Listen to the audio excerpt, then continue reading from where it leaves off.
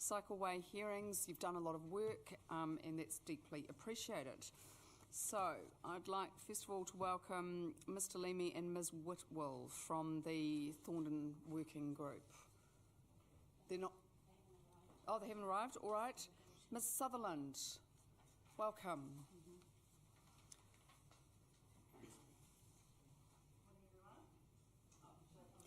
You can sit there or at the wherever you like.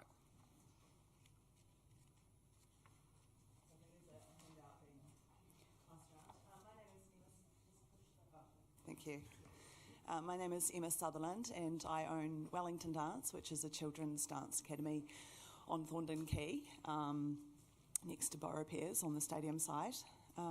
My husband Ben, who's going to present a little later, have just finished a renovation and refit of the building to make it a place where children can learn to dance in Wellington, hopefully for years to come. We looked around for a very long time to find a suitable site, and we chose Thorndon Quay because it's easy to get to, it's easy to park, and it's a nice flat area which suited our purposes. Dancing is a very important recreational activity. It's good for kids' fitness, it's good for their sense of identity, belonging, mindfulness. We have 600 students, we have 1,000 journeys to and from class, or single-way journeys to and from class every week. So that's a lot of people coming in and out. Some of them walk, some of them come in cars. A lot of them are under the age of 8, so they come with their parents, and some of them need to come in car seats, so it takes them a little bit of time to get out of the car. Now, I've been on the working group and, I worked pretty hard to try and find a compromise solution that would suit all the businesses and organisations on Thorndon Quay. There's churches, there's yoga, there's dance, there's CrossFit, there's businesses, there's residences. It's a whole community down there. There's a lot going on and there's people coming and going all day long. It's not just a road. It's a place for activities and recreation and living. So in the submission for the proposal at hand, I really support what the council are doing to change the commuter parking. Well, I call it commuter, but it's the 9-hour parking to short stay parking, because this is the kind of parking that helps the businesses and organisations. And I think in your parking policy, it says that parking should support retail, entertainment, community recreation, and not support commuter parking. So I support what you're doing with that. I also feel that reducing the commuter parking will stop the amount of cars coming and going during the peak hours, the commuter hours, when cyclists are also more likely to be coming and going. So I hope that will help with some of the safety or perceived safety issues. And really the other reason I wanted to come today is just to let you all know that I'm going to continue to be here and be a voice for all the recreation and children's facilities on Thorndon Quay. One of the big issues I had with the working group plans is that I didn't feel that the safety aspects had been considered for the kids coming to my studio. So yes, I fully appreciate the safety aspects for cyclists, but I take my kids to school in Island Bay, and so when we park now, we live in Newtown, so we have to look to two sides of the road to get them both out of the car. You have to look to the road side and now you have to look to the cycle path side, which is fine and you get used to it. But if there's e-bikes coming past and if the road layout was changed, then you've got to consider that there are going to be kids coming down there getting out of the car as well. The safety has to be improved for everybody, not just for one group. So yeah, I'm just going to continue to monitor it, make sure that I'm involved with any future changes. I understand this possibly might not be the end of this. I hope we can all come to a great solution, and I support what you're doing at the moment. Thank you. Thank you very much, and thank you. Do you want to take questions? Sure, yeah. And I just want to say thank you for what you do for Wellington children, because of course my daughter is a student there. Yes. It's wonderful. Right, questions, councillors. Councillor Gilbert. A couple of questions, please. Sure. One is, how many people do you think would be parking associated with your business at any one time? And the second is, what are the drop-off facilities like, please? Okay, in terms of drop-off, we don't have any drop-off facilities, so parents do need to park and then bring their children to the door, or they can get out of the car themselves. So there aren't any 5-minute parks or anything like that, if that's what you mean. Thorndon Quay at the moment is all 120 to a certain points, and then there are some 9-hour sections. There is actually a 9-hour section very close to my studio, which is not in this plan. So I'm not sure what's going to happen to that, if that's going to be changed to 2-hour parking as well, or if that's going to remain 9-hour. With the flexibility, there have been a lot of changes of the hour limits. So earlier this year, the parking right past our studio and beyond became 9-hour as well. And that meant that nobody could get to our studio anymore. But luckily, through the councillors' help, we managed to get that changed.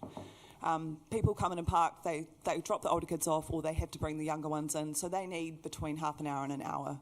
They're happy to pay for it. And from, soon we'll be paying for the weekends as well when we have classes. I just think it's not possible for parents to cycle down with their kids on the back to ballet, cycle home, make dinner. Those of you who had kids, it's not possible. You need the cars for some activities. A lot of people walk from school too. We encourage all of that, but we need parking. Councillor Calvert. Thanks, Emma, for coming in. Now, as you mentioned, where you're located, you're surrounded by other businesses and residences and all of that. Yeah. What's your sense of the people, that live and work around that area in terms of sharing your views? I think many of the businesses weren't very aware of what was happening, but there was a lot of fear among those who did, that they were already facing competition from other areas, the retail stores online and that kind of thing, and they just felt that in some cases, they had moved to Thorndon Quay from somewhere else in order to get better parking, and that possibly they would be losing that too, and that would be the end. Because really, where do you go from Thorndon Quay as a retail store? It's Petone. There's no other place in Wellington where you can park. The perception is that you can get a park easily on Thorndon Quay. I hope that answered the question, sorry. Sorry, Councillor Lee. Thank you. Do you have staff parking? No. We don't have staff parking, and most of our teachers will come either on foot or by bus, or personally I Uber down to the studio if I'm teaching for a long period. It's just easier than parking. Yeah. Great, thank you. Good. Any final questions? Right, thank you again for coming in. Okay, thank you. Appreciate that. Right, Mr. Leamy and Ms. Whittle, are they here? No, okay. Mr. Burkhart, welcome to you.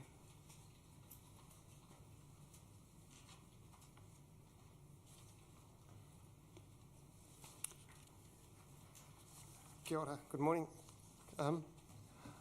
I've been in almost every morning. I've been riding along Thorndon Quay this morning on the way to work. Thank you very much for improving the hut road cycle path. It's making great progress. The finished bits are really nice. Now,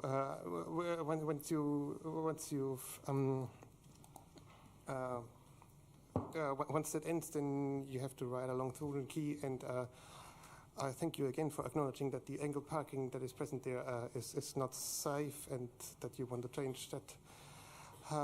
However, with your proposals, the thing is that you're replacing the risk of angle parking with the risks of parallel parking, which means that every time a car parks there, you have 4 interactions. Once the car has to parallel park, in the process probably blocking the new cycle lane. Then the driver will open the door to get out. That is one of the biggest risks. My brother has once been doored. Then later the driver has to get back into the car and then cross the cycle lane again to get back into the carriageway. You have further problems like, for example, buses and inattentive drivers regularly encroaching on the current bit of parking cycle mixed lane. And I have a personal experience there from near Bordeaux Bakery, where I was one morning riding southbound, and a parked truck was encroaching on the green bit, on the green cycle lane by the pedestrian crossing, and a car was trying to turn right onto 191 Thornton Quay, standing half on the median strip, and a bus came from behind, and it just barged through and came left and came further left and came further left until I had to really slam the brakes. If I hadn't done that, I wouldn't be here today. And the same layout that exists there is what you were suggesting to build here. Now that is at odds with a new Vision Zero policy, with a new focus on safety that the government has just put forward recently. The other thing that I'm not very content with is that on this picture here that you're advertising Thornton Quay with, here on the left, there's a child. You can see that on your website, or on, yeah, you've got it there. Oh no, that's a different one, but it's one like this here. On your traffic resolution on the front, there's a child here on the left. Now to me, it's of course this child. It's my daughter. She's 6 years old. She rides very well, but she will, no child will ever ride here.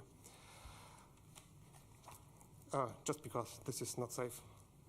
The other thing is that you're suggesting this as an interim solution. An interim solution, by definition, is something you do when you have a permanent solution committed to, but there's nothing even planned or locked in or anything at all. So this is basically a permanent solution that you're suggesting here. It will look like a permanent solution with a green paint done.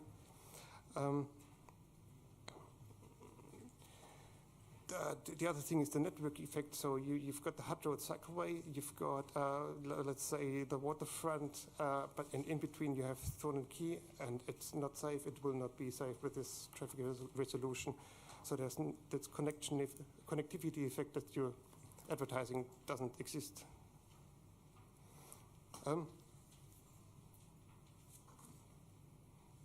I've played around a bit with on Street Mix, and I'll pass this around for you to look at.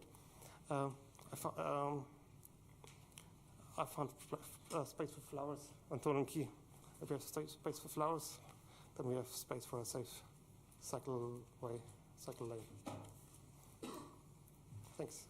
Thank you. Councillor Free and then Councillor Wolf for question. I'll have to keep it really quick. So would it make, I know it's probably not the full answer, but would it help if we were able to reduce the speed limit a little in the interim as well? And I take your point about interim being needing a date, at least aspirational, to come back to it.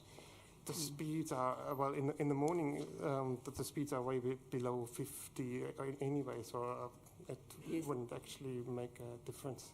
Okay. Not in the morning, at least. Okay, in the morning. Later on, maybe, because one problem,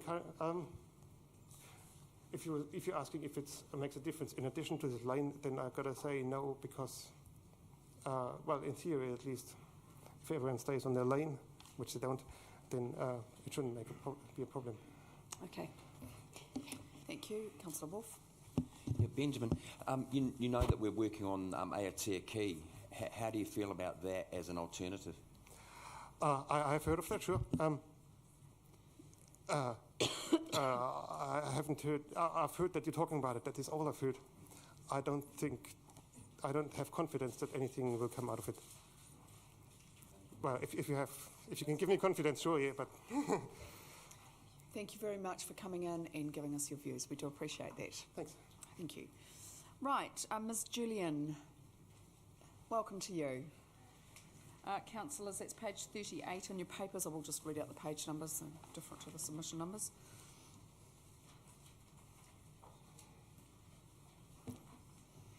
Kia ora koutou. Thank you for this opportunity to come and tell my story on the proposed changes for Thornton Quay. I was at home for 8 years raising my children, and just last year decided to return to work. It was a bit more stressful than I'd anticipated, so I thought, hey, let's get some exercise in. I was too busy to go to the gym, so thought about cycling to work. So despite the dire warnings from friends and family, I bought a bike and on my way. I started cycling to work, and immediately just my stress left. I was sleeping better, I was more healthy, and I was saving money on bus fares, which is awesome. Fast forward a couple of months, cruising down Thorndon Quay on my way to work, when a van opened its door onto me. So I was knocked off my bike and my head hit the road really hard. My helmet had this ginormous dent, it was all cracked, covered in bruises and just feeling really broken. So I was off work for about a week. When I returned to work, I had just a really sore tailbone, so sitting and walking was painful for about a month. Finally, my body healed and I was feeling better, but not really brave enough to get back on the bike. It was this year that I thought, no, I've got to do it. You know, stress levels starting to rise again, thinking it's really healthy, I need to get back on the bike. So I've been biking, but not every day. Some days I'm feeling brave and other days not so much. So thank you for thinking about making some changes to Thorndon Quay. It's one of the busiest routes in New Zealand, definitely in Wellington. It's chock-a-block full of cyclists, but I just think so much more needs to be done. I think bare minimum, we need a segregated bike lane, which we have on the way from Nio, where I come from, and I feel much safer on that cycle lane. I literally bike home down that road like this. You know, it is so stressful. The angle parking is just incredibly dangerous. There's no visibility at all. A car has to literally reverse out to see you, and then it's too late and you're swerving into traffic. It's really scary and it's really dangerous. And I'm someone who's quite brave and don't usually worry about that sort of thing. That stretch of road is for the bravest, most experienced riders. Everyone knows that. What a shame that the one crucial point to get in the city, Wellington, we say we can't. You can't, it's too dangerous. My friends and family are always like, why do you bike? Just take the bus, look after your safety. I think it's crucial that we have a way to work that is safe. So removing angle parking, that's great, but the bike lane needs to be wide enough to clear the door zone. If I'm biking in your proposed bike lane, I will be right on the edge to clear that, the door zone. So that, I don't think that's ideal. I think the clear way on the way to work is wonderful, that's great. Maybe a clear way on the other side, maybe removing the median strip so that the bike lane can be bigger so that we've got more room.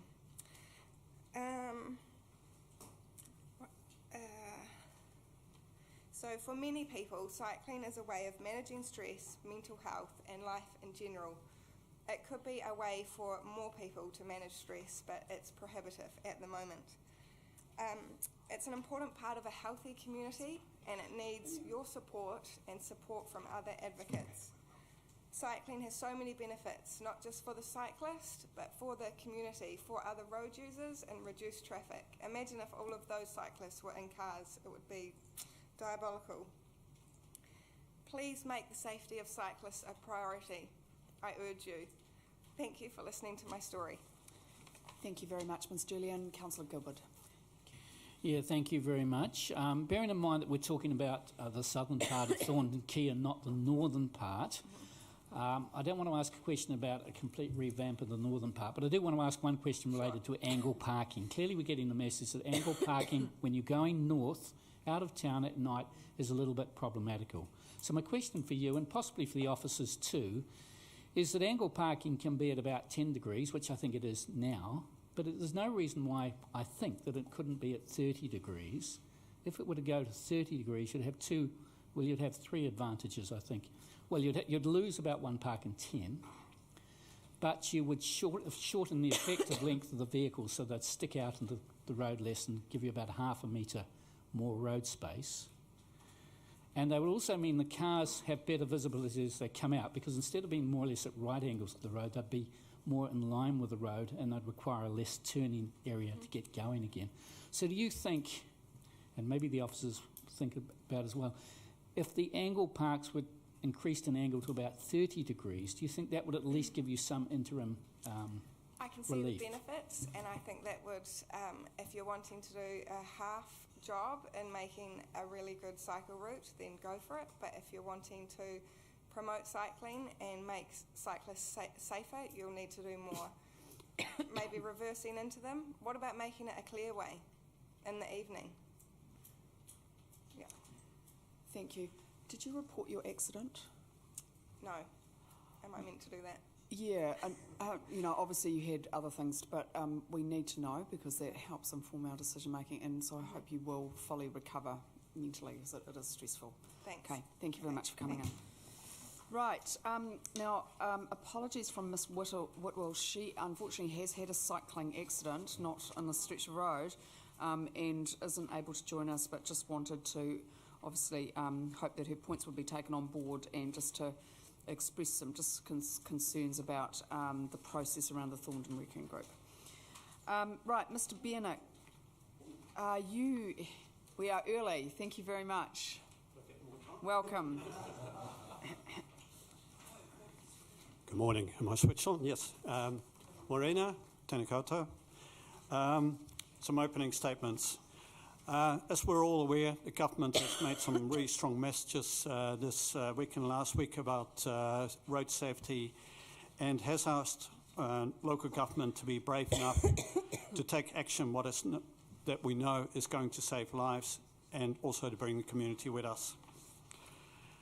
The proposed interim solution does very little towards making Pōneke safe.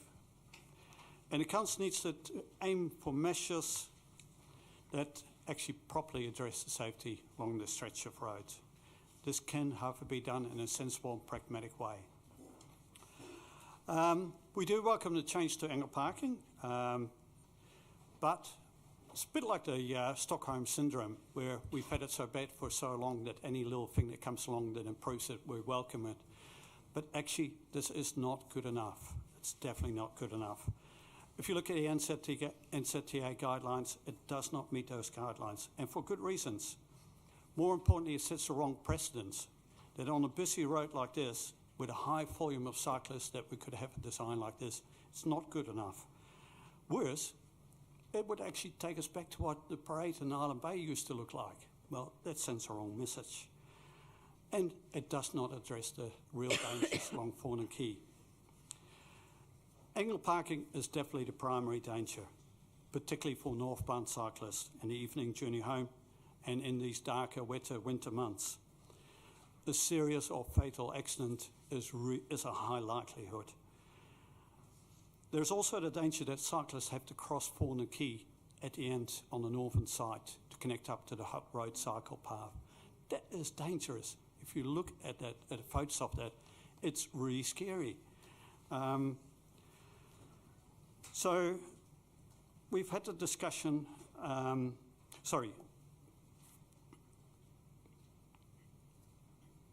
The route is okay for very keen, or feels okay for very keen and confident cyclists. It's definitely not for less confident and concerned cyclists. A small mishap, like what we heard about, can put that person off, but also their friends and everybody who's witnessed that accident. We know that Aotearoa could be an option. It has been discussed a number of times. It has been discussed for many years, actually. It would be a great route. I would fully support it as a great Harbour Way linkage, but it is dependent on a lot of challenges and some significant infrastructure changes, I can imagine. We've not had any evidence that this is actually doable. More importantly, most people will still choose to use Thorndon Quay. We did a quick survey. More than 80% of people that answered the survey absolutely said, yes, Thorndon Quay is our preferred option. Now, we also heard that the impact of parking changes. We've looked at the statistics from the council itself, and it's very clear that changes can be made without undue impact on the business. It is possible. And I totally agree that we want to minimise the impact on businesses. I was part of the Thorndon Quay working group. We agreed that objective together. And I personally said, I don't want to hurt these businesses. I know they're small businesses. A small change can have a big impact to them. So absolutely mindful of that. But I'm also confident that we can make this change to the parking without impacting businesses. And it does not need to be a gold-plated solution. The focus can be on the northbound side in the first instance, and we can work towards a long-term solution that meets the objectives that were actually agreed by the businesses, by cyclists, by residents as part of Thorndon Quay Working Group, and also the Council's own objectives. There are interim measures, like lowering the speed, and also active means of stopping longer vehicles, posing a real danger of angle parking along this stretch of road. Trialling can be done to test what is a practical, sensible option, design option. So I want the Council to be looking seriously at urgent interim immediate measures to lower the risk. I suggest that we reinstate a working group. It was such a good vehicle for engagement, for discussion of options. It came so close to actually taking those options to the public, to the wider stakeholder groups. It does not actually need bravery. It just needs common sense and resolve. We can have a zero road death and serious injury target for Thorndon Quay. You can do it. We can do it together. Let's make it happen. Thank you. Thank you. Questions, councillors? Councillor Lee. The merge point in the northern end of Thorndon Quay, where Tinakori, Hutt, and Thorndon meet. Do you have a solution for how cyclists can actually merge over from west to east? I don't want to talk about design solutions. I'm not an expert. None of us around the table, I think, are experts. There's other people who have that expertise. We need to look at the NZTA guidelines. We need to look at the various options. It's not about discussing those here. It's actually having things like the working group to actually look at those options with the right inputs from the experts to say, what should we take back for people to comment on what they feel comfortable with and has the least impact and can be trialled, can be made into a sensible solution. Thank you. Thank you, Councillor Free. Thank you, Ron. I think that's a very measured submission, and I do understand some of your frustrations with the process. I'm really interested that you think it was worth going back and reopening the discussion. I think actually there probably is value in that. My question actually is, and I was interested in what you said about the northern side being the real target, perhaps, for some thinking.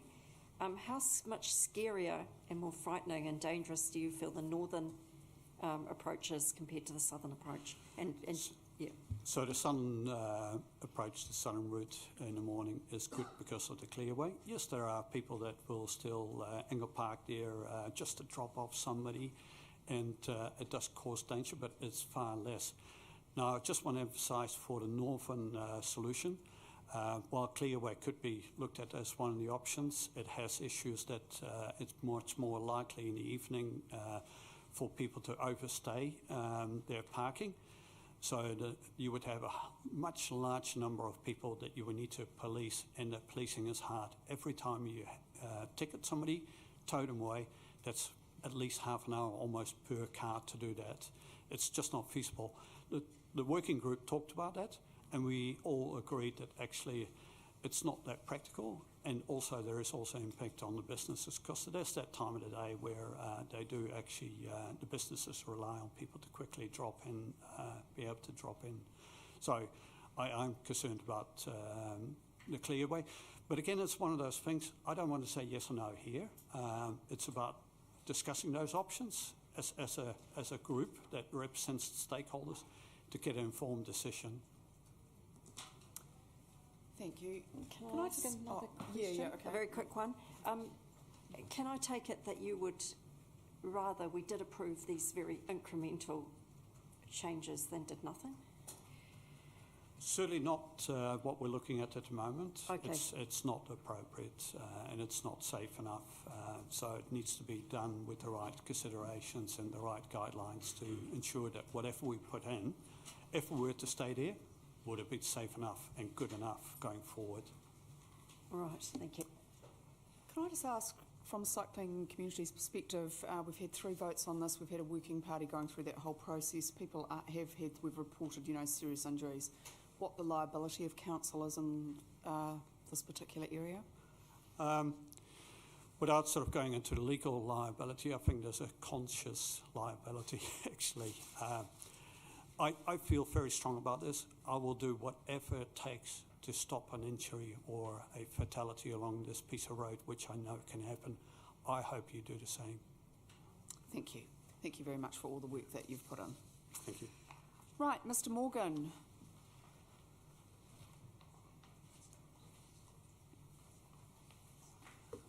Thank you.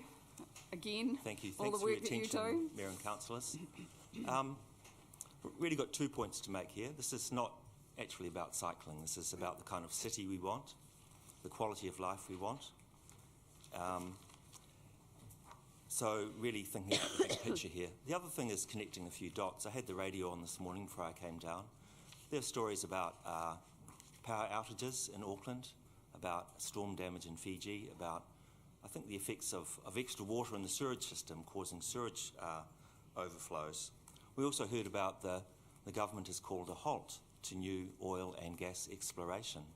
So my point is that the case for change is very strong, that the winds of change have come to New Zealand, and since we last looked at Thorndon Quay, things have changed. The government has set a new priority on safety and announced a draft Vision Zero strategy to support that. There's new ambition in government and there's new money on the table for cities that can get the job done. So as Wellington, the challenge is to respond to that, to take the money that's on the table and do this right. So we're not going to be doing detailed design of cycleways here. Council is about governance, not about that kind of detail. I guess I'd support what Ron said about leaving that to a working party and following that process through. So my point is, let's reopen Thorndon Quay, let's let the working party run its course. It's a good process, and I think it was working towards good solutions with wins for everyone. To paraphrase Martin Luther King, the arc of history is bending towards action on climate change and safer streets. Let's take that opportunity, do it once and do it right. I'll take questions. Thanks. Thank you. Any questions? So I'll ask a question. As I said to the previous submitter, there's been numerous attempts to try and make this road safe. What do you think is the point at which we can sort of break a deadlock, essentially? How can we do that? Well, thinking specifically about Thorndon Quay, we had a process in place which was a working party. I think, again, that process should not be curtailed and should run its course. Okay, thank you. Thank you. Aotea Quay, if there was an actual proposal on the table which was better than what we could do in Thorndon Quay, let's look at that. But I think it's a bit of a red herring dangling out there until we have something tangible to look at. The attention needs to be on fixing Thorndon Quay. Regardless of that, Thorndon Quay will always be part of the cycling network, so it does need a solution there. Thank you. Councillor Free? Look, I actually have in my own mind that we will go back to Thorndon Quay. I don't quite know the time. I'd like to discuss that with some of my colleagues. But if this was as much as we can do right now, would you still be prepared for us just to vote for or like us to vote for what's on the table right now? And is there anything else you think we could do right now, given that in this world we're probably not going to get back to Thorndon Quay immediately, although we'd like to? I find that one really tough to answer, Sarah, because it's a really half-baked solution for only half of the road, and if I was on council, I don't think I could support it. Yeah, I think we need to send a message that we're not going to put up with half-baked solutions that only deal with half of the route along there. Government was specific in its policy statement last week that the connection between Lower Hutt and Wellington was a high priority. It's a very strong signal from government to councils to fix this. We know NZTA is going to do Petone to Nauronga. We know the Hutt Road stuff is great. I'm enjoying riding along there. You know, why let us down on Thorndon Quay, which is always going to be part of the cycling network? So I think it's a sign of maturity that when new information comes to hand, we open our minds and take a fresh look at it. So I think on the balance, I wouldn't okay the interim solution for Thorndon Quay. Yeah, thanks for the question. Councillor It's Dawson? not easy, I appreciate that. Sorry, Councillor Dawson. Thanks, Patrick. So just clarify that then. So you're saying basically from your perspective it's all or nothing? No, I'm not saying it's all or nothing. I'm saying let the agreed community consultation process run its course here. I think what you're being asked to sign off today on Thorndon Quay is, as I said, is pretty half-baked. And if I was a councillor, I wouldn't be proud to put my name to that. The danger is that if the council okays a very interim solution, we're stuck with that for years and years, and I'd hate to see that. I think it's really out of step with the times. It's out of step with the government priorities. I'd also point out, we ran a petition at Cycling Action a couple of weeks ago to see what support is for safer streets. In about 3 weeks, we've got 11,500 signatures, at least 1,000 of those from Wellington. So government is on side, strong public support, strong need on Thorndon Quay. I think things are lining up for a more ambitious solution. Let's make that happen now. Thank you. Appreciate your submission. Okay. Clear advice. Thank you for your questions too. Thanks. Right. Mrs. and Mr. Wharehunga, welcome to you. Thank you very much for coming in. My husband Carl's not going to be here today, just me today. Okay, great. So thank you very much for the opportunity to come and speak to my submission, which I'm told you will have all read, so I should introduce some new points to talk about today. A bit about me first. I'm an individual. I'm a mother of 4 children who go to school in Johnsonville and Nio. My preschooler goes to Kohanga and Nio. I work part-time in an executive role in the city in Featherston Street, and I come into the city 2 to 3 times a week after dropping my children off at school and preschool, so I'm limited as to my options for parking. They're at a reasonable cost. So my main concern with the proposal is the loss of the 10-hour parks along Thorndon Quay. My second concern that I raised in my submission was around, I think this proposal was trying to fix the wrong problem. My husband commutes daily and has on his bike and has done for 5 years along that route. And I've done it a couple of times myself, and we think that this area is not where the problem is. So it's trying to fix a problem in the wrong place. The problem is further along in front of all the businesses closer to Tinakori Road. I think if you're going to get more people on bikes, like myself, I've heard it said that a measure of how good a cycle network is getting more women on bikes, because women won't bike unless they feel it's safe. And fixing this part wouldn't get me on a bike. Fixing the other part would get me on a bike more often. And thirdly, I felt that the consultation with the people who are going to be affected by the parking changes was inadequate. I went down 3 days before, on the Thursday before submissions closed, and my husband and I stood and talked to all the commuters that were parking there just after 9 o'clock, and none of them had heard about this proposal. So I don't know how they would have, and they were all shocked and quite worried and upset that they would lose their access to that parking area, because I've observed that most of those, or many of those people are parents. They've got car seats in their car. They have responsibilities to drop children to school at 9 o'clock or shortly before. And yeah, I've done it myself. If you can't get a park along there, you go into town and you're paying 2-hour parking. You're trying to move your car every 2 hours. It's not a good solution. It's very expensive. There are the options of purchasing a permanent park, but for a part-time worker, it just really doesn't make sense. You're paying $90 a week to park 2 days, for maybe 3 or 4 hours a day while you're working in the city before going off to pick your kids up again. So I just felt that perhaps it had been overlooked, this group of parkers in Wellington, and I don't think there are any other opportunities around the city for people who start work later in the day. Early bird parking cuts off at 9. you'd be really lucky to get an early bird parking spot before 9 anyway, or between say 8:30 and 9 o'clock anyway, if you were able to get there by then. And it's obvious that, and of course, private parking providers want to fill up their parks as quickly as possible. So there's a role there, I think, for council to think about commuters who are starting later in the day. And if we were to try and start earlier in the day, that would just add to the congestion. And I also argue that I would like to take public transport, but it just doesn't make sense because I've got to be in Nio to pick up my son and then race to Johnsonville to pick up my daughters. And there isn't a bus at that time of day to Nio. Catching the train would eat up into too much of my working day because I'd have to, the Kohanga is too far from the train station. There are no commuter parks left, park and ride parks left at the train stations at that time. It's actually really difficult. Yeah.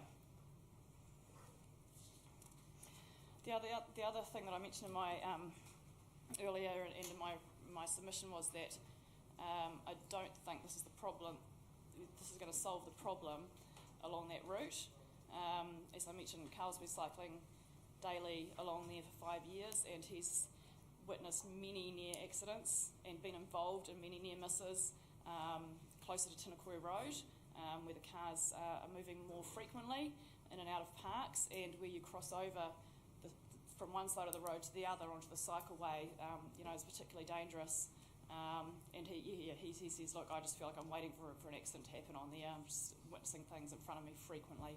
Whereas the part where that's proposed for change, he's witnessed very few accidents, and that was actually, or near misses. The only area is around the Moore Street entrance, that little access lane where there's quite a lot of confusion around the crossing, the bus stops, and cars coming in and out of that access way. He's witnessed a few near misses there, but I don't think the cycleway is necessarily going to fix that. It's going to make a little bit more obvious where the bikes are, but because there's so much happening on that little corner, I wonder how much impact it's going to have on the safety of that particular spot.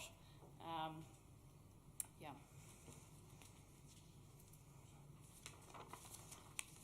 And additionally, you could probably fix that area without getting rid of the 10-hour parking, I would propose.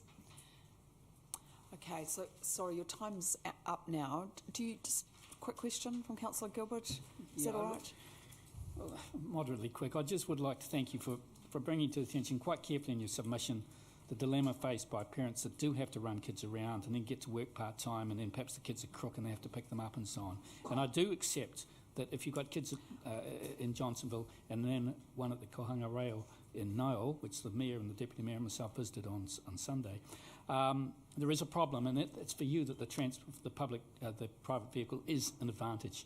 Just asking you what hours you park and whether, again for the engineers, whether some consideration of some limited parking between, say, 9 and 3 might be brought into the mix. But what hours do you park, please? I'm mostly parking there between just after 9 and about 2:45.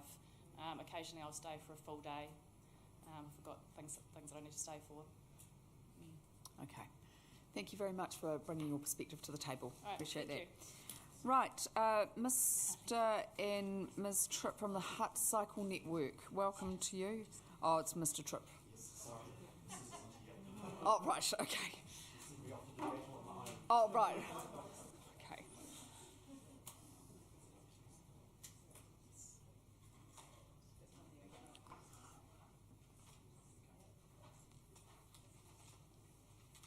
Good morning. Thank you for your time. Oh, can you see that? Almost. There we go. There we go. Can I start with a reminder of the oft-forgotten big picture? A decent cycle path from Hutt to Wellington will halve the rate of cancer and heart disease for those who cycle, free up about 1,000 car parks a day in Wellington, the calculations in our submission, be the most effective means for decongesting this transport corridor, be the most environmentally friendly commuter option into Wellington, and I would hope become an iconic symbol for a sustainable city. Yet sadly this goose that lays the golden eggs is in danger of being shot again. For me it's also very close to home. I have been injured solely as a result of unsafe cycle infrastructure on this route. I will carry a spinal deformity to my grave as a result. In a professional capacity, I'm clinical leader of Wellington Hospital's largest inpatient unit. we regularly sign death certificates for people who need not have died. Lack of exercise is killing your people now. And your people want better cycle infrastructure. 15% of people who drive would prefer not to, and a staggering 22% who don't cycle would like to be able to. So can I turn to Thorndon Quay and talk about safety? Thorndon Quay is already your busiest cycleway. Despite huge potential for further growth, it's already used by many hundreds of cyclists every day. Yet, Thorndon Quay has an appalling safety record. Despite cyclists being around 2% of users, 23% of reported accidents involve a cyclist. Of people injured in accidents, 44% are cyclists. That is appalling. This is your busiest cycle route. I would hope fixing it would be an urgent priority. Sadly, it's not addressed by your current interim proposals. Let's talk about parking, which again seems to be the major sticking point. Your parking sensors give down to the second data, which is very revealing. Big Brother has been watching very carefully. For the whole of Thorndon Quay, 40% of the parking resource in orange is used for long stay parking by 6% of the vehicles. You're using much of Thorndon Quay as a commuter parking lot. And I was interested in Helen's comments earlier. That is important. But I don't think that clogging up a major arterial route for that purpose is a good use of a public resource. There are other places you should be finding. What of parking availability? You'll be aware from just driving past that parking is underutilised. All that remains is for Parks and Gardens to plant some tumbleweed. Your electronic data puts some numbers to this. If you look at the higher turnover P120 parking, that is important for retailers, at the busiest time of day, less than half the parks are used. This is, again, a huge waste of a public resource. Thankfully, it leaves ample room for good quality cycle infrastructure. Had you thought of that? For example, if you put a bi-directional cycleway down the southbound lane, where the clearway runs in the morning, you'd need to remove at most 60 of the 200 P120 car parks. What would be the impact of this on parking availability? You would still have a maximum of 75% occupancy. Could I please restate that for the record?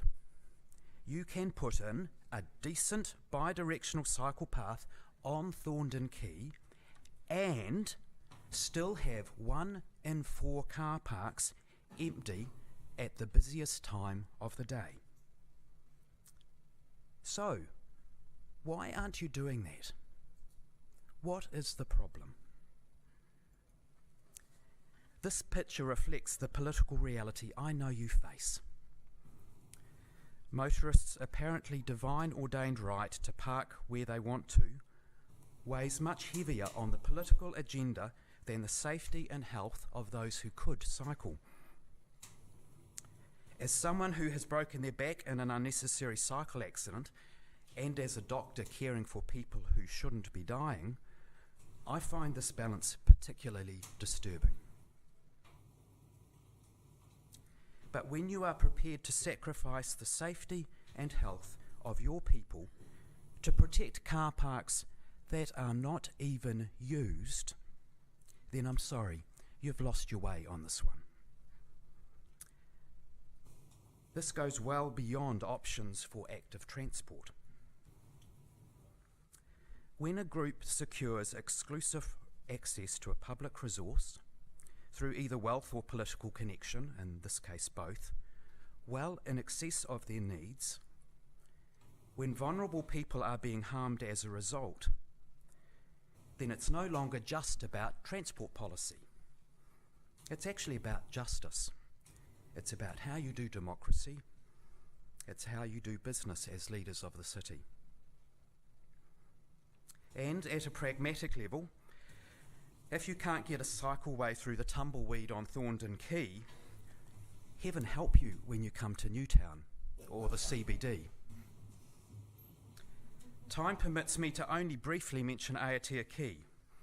You're proposing to build an overbridge, realign a railway, perhaps realign a 4-lane road, all on reclaimed land, under the jurisdiction of 3 different quasi-government organisations.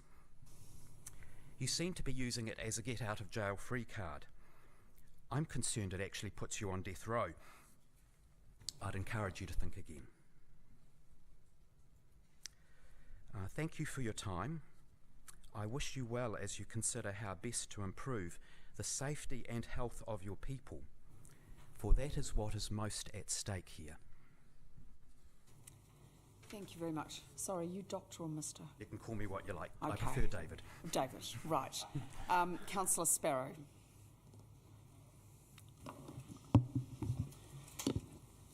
Thank you very much for that.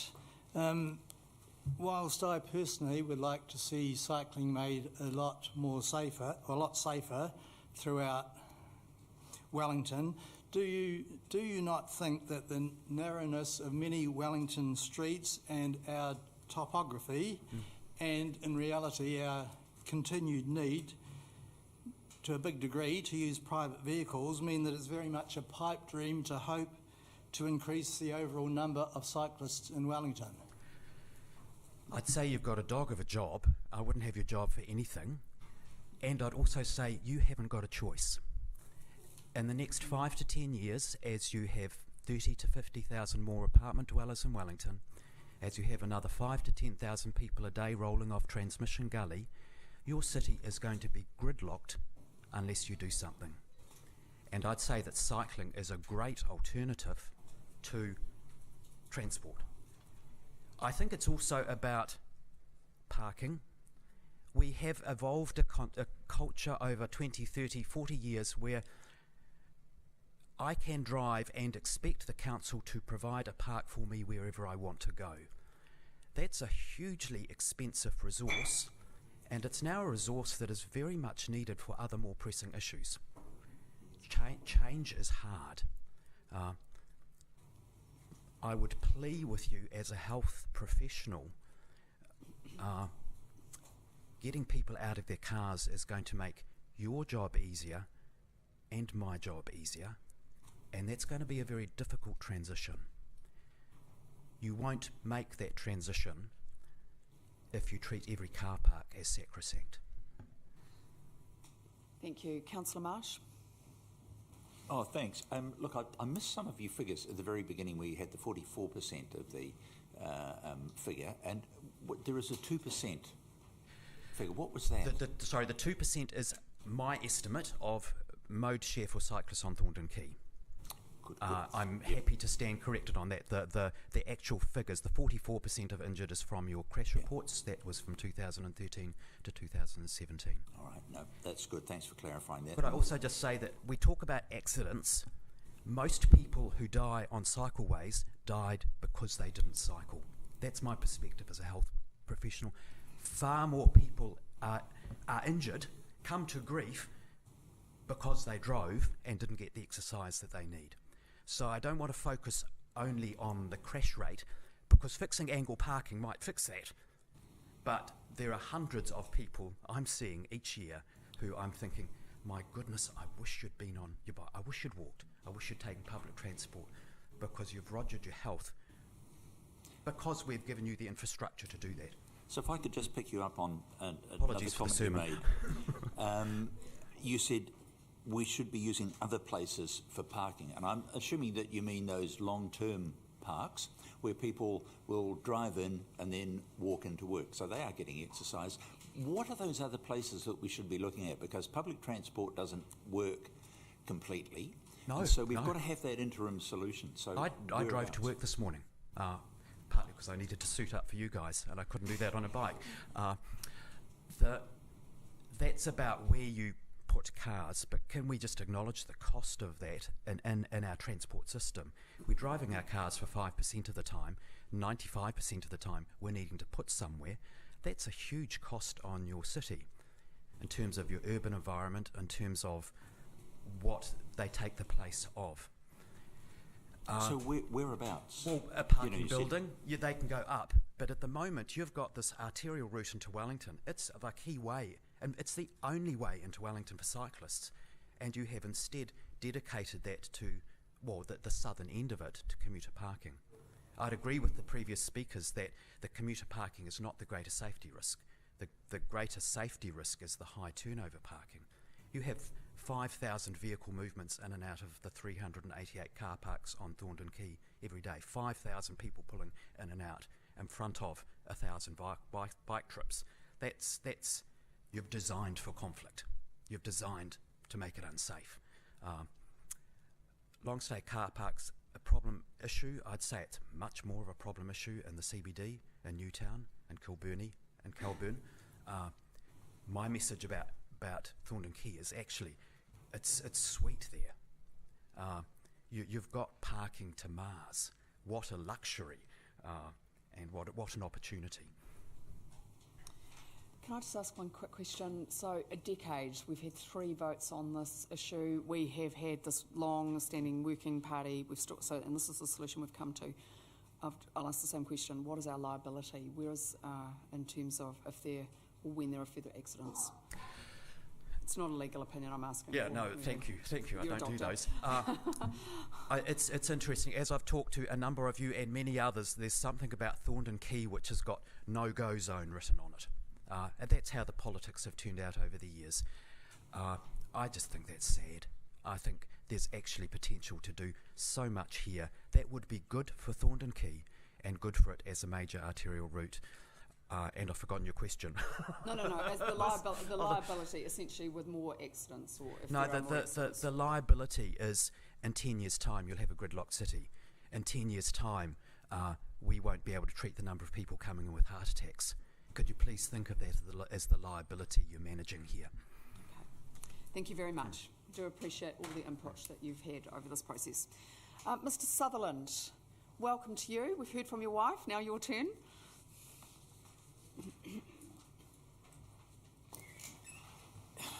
Thanks, guys, for the time to hear us. You've heard from my wife. I represent.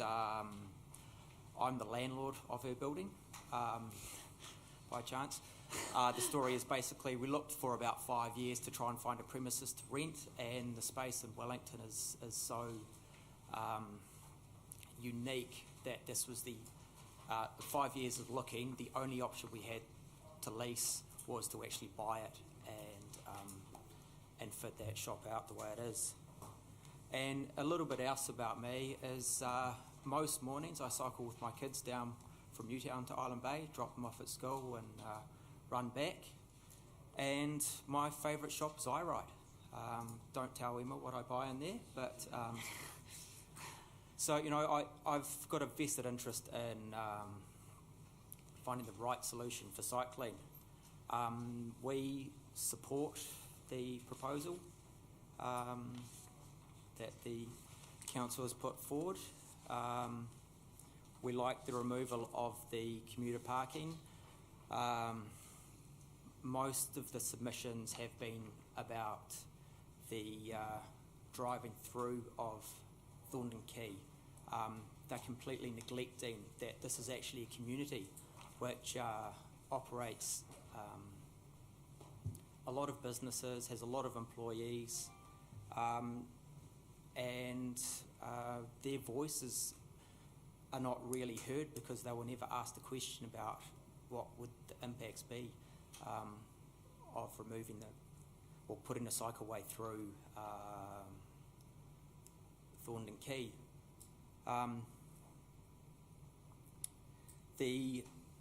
One of the concerns I had was with the process of the working group. My wife was on the working group, but I would come back and hear the frustrations that she wanted a decent, reasonable solution, but it was the cycleway or the highway. There was no in between. The bi-directional cycleway was talked about. However, it was withdrawn by the cyclists as not best practice. And there was a lack of acknowledgement of how many people actually use Thornton Quay during the day. Because the cycleway we're talking about is basically a 2-hour period from 7 o'clock until 9 o'clock. And so, we're not looking at the thousands of businesses. For our one building, during a week, we have Emma's studio has about 1,000 people that come and go. I think it's a bit more than that. And our other business in there, Allied Workforce, has about 600 or 700 people that go through there a week. We did because of the lack of information that we were getting, we did a survey. Basically, we recorded how many cyclists were operating through Thornton Quay, and the 7 to 9 data matches what the council information has, but it's the things that worry us are from 9 to 5 data. There was no data for that, and there was about 300 cyclists that we saw on the 5th of June, I think it was, when we videotaped what was going on. And there is a lot more than 300 people that go down there and park. And if you go down there at 11 o'clock in the afternoon, you'll see the place is a hive of activity. There's trucks delivering goods to the businesses. There's customers everywhere, and it's also a 7-day-a-week street.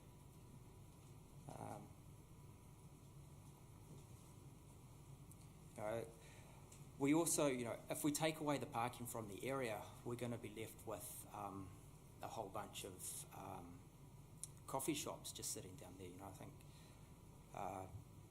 it'll be, minimum wage mojo sort of sitting down there. Good staff will have to relocate somewhere else.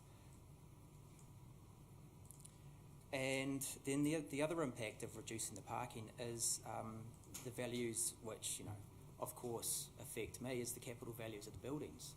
So we go from what is now a retail space area, which we're getting between $300 and $500 a square metre, and essentially, if we take away the customer access, we're going to shift to an office space type rental, which is around $200 a square metre. That's essentially half in the values of the building, which will is basically half the rates which will come in as well. But the main problem is that these impacts weren't discussed during the working group, and it was just a no compromise group that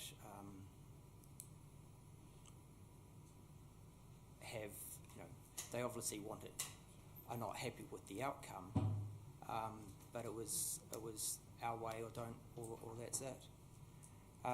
As far as from the business point of view, we've got Aotea Quay would be a fantastic solution.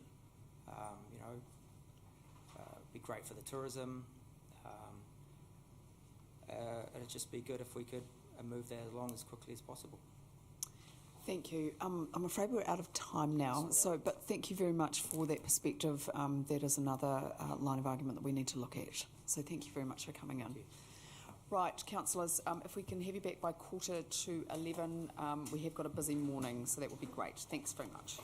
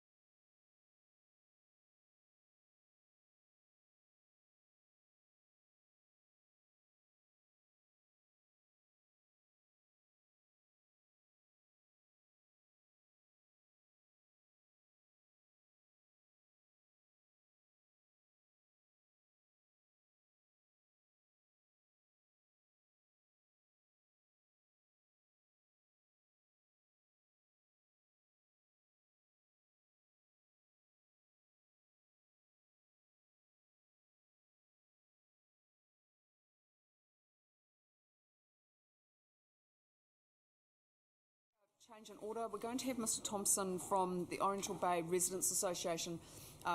Mr. Nichols suggested that, and he will be speaking for 10 minutes. Apologies, that was a mistake. So you can sit there or come to the front, whatever you feel comfortable doing. Mr. Thompson.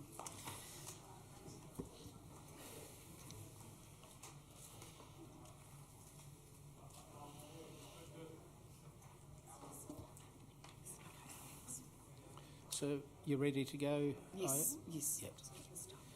So my name's Andy Thompson, without a P, and I'm president of the Oriental Bay Residents Association. My wife here is the secretary, and jointly we're the treasurer. So we're a bit heavily involved in OBRA at the moment.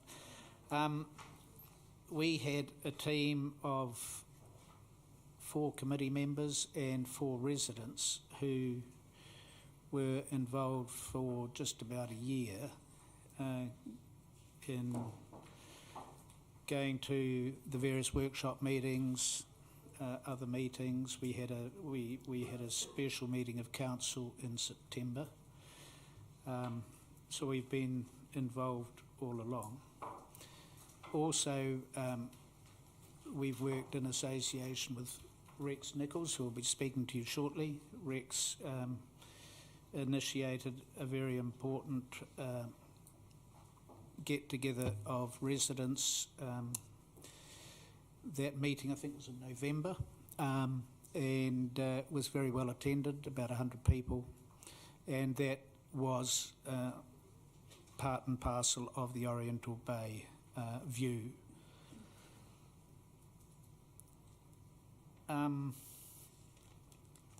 We have been, during the process, keeping in contact with our residents. We have about 246 members of our association. Over half of those we communicate with by email. We've had a lot of information on our website. As mentioned, we had that a very important meeting that Rex convened, at which there were almost 100 people. So our stakeholders have been informed all along the way, and we've had substantial feedback. Our position, the Oriental Bay Residents Association position, is as follows. At an early stage, we said that we would endeavour to work with the council to try and achieve a constructive outcome, and that's been our policy all the way through. There have been a few principles which we thought were very important. The first is that there is a present reality that cannot be avoided about Oriental Parade. That is that there's multiple different users, from big trucks, massive trucks, dangerous goods, commuter traffic to the airport, ordinary daily commuters, other traffic, cyclists, pedestrians, people that come and visit the bay, the Jewel and Wellington's Crown, want to come and park, whether that be in the week or in the weekend. I think the Jacob report mentions 17,500 traffic movements a day. So that is a present reality, and it has to be recognised.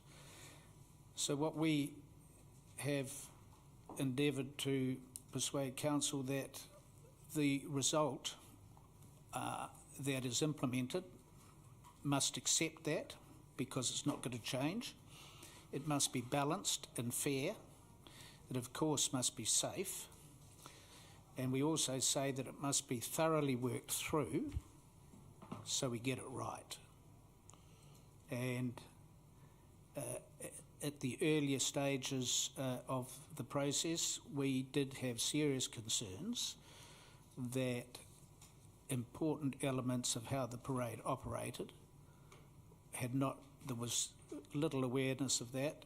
Hopefully that has now been accepted. one of the issues that was discussed during the process was parking. At Opera, we take not just a view from the residents' point of view, but we think we have a responsibility to advocate on the part of all of the city, because Oriental Bay is a jewel in the crown. We see that it is used by all sorts of people from all over the city, whether it be during the week, where a mother may bring her children for a break and a walk in the sun or whatever, and of course in the weekend. So that was one of the elements why we considered parking was so important. We believe that good progress has been made on that. In terms of the detail of many of these issues, Rex will elaborate when he speaks a bit later. Safety, that's a primary issue, and indeed one of the initial terms of reference was to improve safety not just for cyclists, which OBRA entirely endorses, but safety for everyone, for example also pedestrians. It's a big step forward, we think, to have the main footpath that's on the northern side adjoining the brick wall to revert to being a footpath, no longer a shared path, because over the years we've had constant complaints that with the number of pedestrians there just isn't room for other users. In terms of safety, one of our primary concerns all along was around narrowing the carriageway or narrowing the median strip. Because of the amount of traffic, and we believe the need to keep that traffic flowing so that you don't have people getting impatient or making stupid decisions. We think it's important to keep the carriageway at a reasonable width. Rex will talk about that, and also the median strip's very important because it allows people to pass cyclists, it allows people, everyone returning home to Oriental Bay from the city has to turn right, and presently they can do so in the median strip without holding up the traffic. There is, however, a bit of a conundrum here in that even though there will be a cycleway as proposed, I think there seems to be unanimity that a number of cyclists will remain on the road. So if those cyclists decide to remain on the road and not use the cycleway, we're going to be dealing with a narrower carriageway and a narrower median strip. And our view, we ask the question, does that advance safety for those cyclists? My understanding is that at the moment cyclists are legally entitled to ride on the carriageway, so a local authority can't restrict that.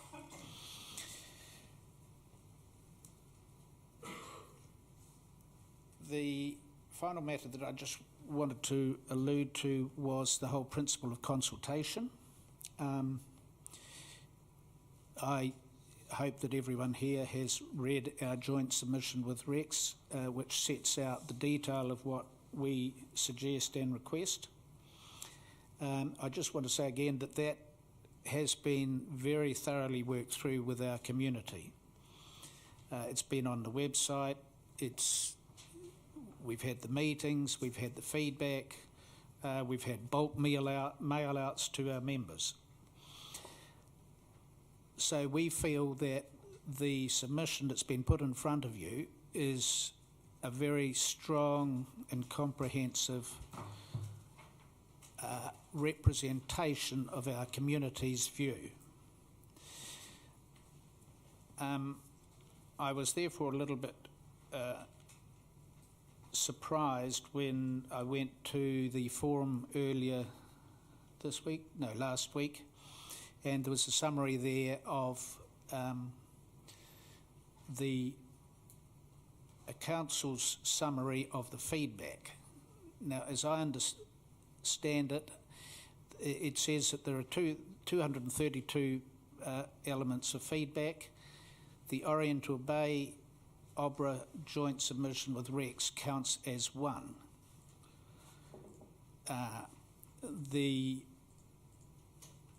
For example, I think there was a person who has submitted from Macra Beach, and all praise to that person for being a community-minded citizen who wants to participate.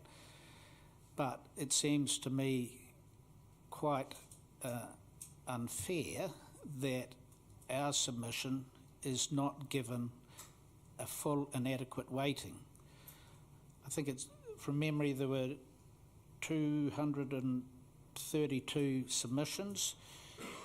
It said there on the pie charts that there were 19 from the Bay. Well, we have 246 members. There was no reference to the fact that Oriental Bay had made the submission in that analysis.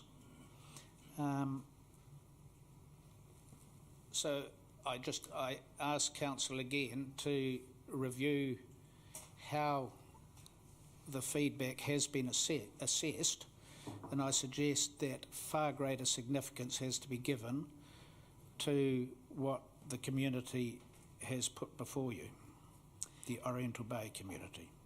Thank you, Mr. Thompson. I'm sorry, we've gone over time. Have you nearly finished the submission? Yeah, just about finished. Fabulous, thank you. I had mentioned at our meeting in last year that we did have some concerns about the consultation process, and I felt that I needed to be upfront about that. There are very clear statutory and other guidelines as to what local authorities have to do to comply with the consultation requirement. It's not negotiation, but what are the standards are clear. At that time, I suggested that I thought there were shortcomings. I do believe that there are still shortcomings, and one of those is the analysis of feedback that I've just referred to you. It has to be remembered that in a situation like this, it's a grossly unequal contest. We had 8 unpaid persons who were happy to contribute their time for nothing over a 12-month period. We were working against the council with substantial resources of funding, personnel and outside contractors. So therefore consultation becomes quite a sensitive issue for us when we put in a lot of time and we see that when we get the analysis of the feedback that it doesn't seem to have been recognised. So again, I would ask that you reassess that and give good consideration to our submission. Thanks very much. Thank you very much, Mr. Thompson. And I'm sorry that we haven't got more time to ask questions, but we have read your submission and we'll come back to you, particularly the ward councils and Councillor Free, before we debate. Mr. Nichols, would you just like to continue that? Thank you very much for the work that you've done as well. And sorry, Mr. Thompson, thank you. I know you and the committee did a huge amount here. Thank you, Madam Chair, councillors. Now, I'm Rex Nichols. We live just on the edge of this area. So I want to concentrate more on details, but for a start, I'd just like to make a couple of general comments. And the first comment is that what we're looking for is a compromise. And what we want is to just change some of the dimensions slightly, which we think will improve what you will have. Our meeting that produced this submission was attended by 94 people who lived along this area of the road. And that's been supported since by another 20 or so. So we've got a considerable number of people who are very involved in this area. All the residents were very positive about the fact that our road is used by other people. It's not just our road, it's a major thoroughfare. There's a lot of pedestrians, a lot of beach users, a lot of kids come here with their parents to have fun and we love that. We love looking out on that. The problem with Oriental Parade is being caused by a much bigger problem, which is the lack of a solution for the Basin Reserve. And basically, we are de facto the main highway through to the airport and the eastern suburbs. Now, every large, and many of them are dangerous, there's tankers, petrol tankers. I would say we'd probably have half a dozen petrol tankers go in front of our street every day. And instead, they're not allowed through the Mount Victoria Tunnel. No dangerous goods are. So all dangerous goods pass in front of our heavily pedestrianised and heavily populated street. These trucks, if you take the outside of their rear vision mirrors, under your width of your lane, they are one hand length, 150 millimetres on each side of the lane they have. Now, I don't know about your driving, but that to me is not very much room for a truck to be passing by. Now, and imagine an accident there if we have an explosion from a tanker hitting something and blowing up with all those people in that area. It's mind-boggling. And my last general point is that I don't think council needs another PR issue like Island Bay, and I think we're just about at a compromise, and I think by a small amount of change you can come to a compromise and you will make our residents happy and you'll make your cyclists happy. So specific suggestions. So what we want to do, you have proposed road, and I've sent through a little cross section. So that shows you the various what the road really is. I've measured it, what you're proposing, what we're proposing, and you can see there the slight changes that we're proposing for a compromise. So what we want to do is change your 3.3 metre wide lanes, which is, as I say, it gives you about a hand length on each side to the lane, to 3.5 metres, which just gives them a little bit more room to manoeuvre. And we want the median strip to be increased quite a lot more, from 2.2 to 2.7 metres. Now, a car, I measured my car before I came in here, and it's 2 metres wide. So 2.2 is not very much room to get a car there without actually interfering with the traffic going both ways. This extra safety width, what we're trying to do is find the room for that. So what we've proposed is two different things. You can't change the parking, and so what we want to do is take a small part of the strip. There's a brick wall, a little curb around the Pahutakawa trees, and that could be moved back towards the Pahutakawa trees. There's two large Pahutakawa trees closer to Freiburg, which have a root system that could be bridged over, but that would get you some extra room. The other thing is to reduce the cycle lane from 2.5 to 2 metres, because I've sat there in the morning and watched, and 90% of the bikes going along on the walkway were heading towards town, and then in the afternoon they head the other way. So 2 metres is quite adequate for that. That's the greatest use. We're happy about your Heard Street bus removal, replacing with car parks, straightening the pedestrian crossings. We suggest these pedestrian crossings should also go across the cycle lanes. We'd like to keep the crocodile bites off the footpath. They are a menace. And also there has been no layout suggested for the area in front of Freiburg Pool, which is very frequently packed with people standing around and walking around, and there's no way shown at the moment of getting the people off the cycle lane into the rest of Oriental Bay. So thank you very much. Thank you. Councillor Calvi Freeman with a quick question. Thank you. Try and be quick, Chair. For councillors' edification, on Rex's diagram, the two circles at the bottom right, which show the changes, have actually moved over one one column. So just for clarification, Rex is suggesting a reduction in the tree planting area of 0.4 of a metre and a reduction in the bike lane, proposed bike lane, of 0.5 metre. Sorry. Not a problem. I was able to figure that one out, and I'm sure other councillors now understand as well.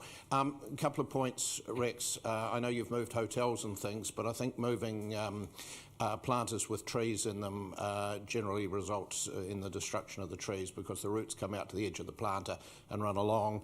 Okay, I know I have to ask a question. The question would be, do you realise that in more densely populated countries and cities, for example London, standard road widths of 3 metres and standard parking widths of 2.2 metres accommodate traffic flows much, much higher than we have in Oriental Bay at a design speed of 50 kilometres an hour.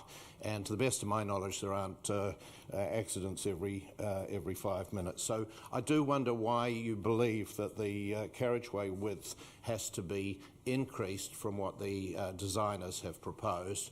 And do you also realise that the design standards for a two-way cycleway are a minimum of 3 metres?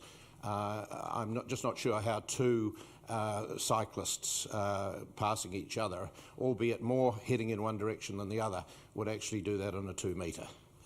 Well, I think the point I'm trying to make is that our street is de facto a major highway, and I think these big trucks, you don't get great big trucks like this on London's inner city streets, and London inner city streets are a minefield of problems. So I don't want our city to be like that. We've got room in the country. We don't need to give ourselves those sorts of conditions, and certainly the residents are just wanting a compromise that will help everybody.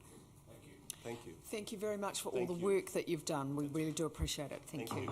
Right, the Stadium Gardens Body Corp, represented by Mr Northcote and Ms Franks. I apologise for keeping you waiting. Welcome to you for another perspective on the Thorndon Quay. Yeah. Morena, thank you. May we acknowledge committee members Ngāti Poniki, Ngāti Toa, and may we also acknowledge Te Atiawa, who first settled Pipitia Pa on the very site where we now live. Thanks for this opportunity to appear. With me today is Barbara Franks, who's another body corporate member for Stadium Gardens Apartments. Look, in summary, we support improving cycle access to the CBD, particularly to encourage and facilitate commuting workers. However, the parking changes to Thorndon Quay as proposed will significantly disrupt and isolate our residents and businesses. We believe the intent for what is being called an interim solution can be met by simpler and cheaper means and without the same negative impacts we'd like to outline. We're also concerned, and we certainly think you should be, at the absence of any recognition of Thorndon Quay as a residential street in the process and evaluation criteria that led to the proposal before you today. Stadium Gardens is a 5-storey apartment building located in the suburb of Pipitia at 107 Thorndon Quay on the southern corner of Davis Street.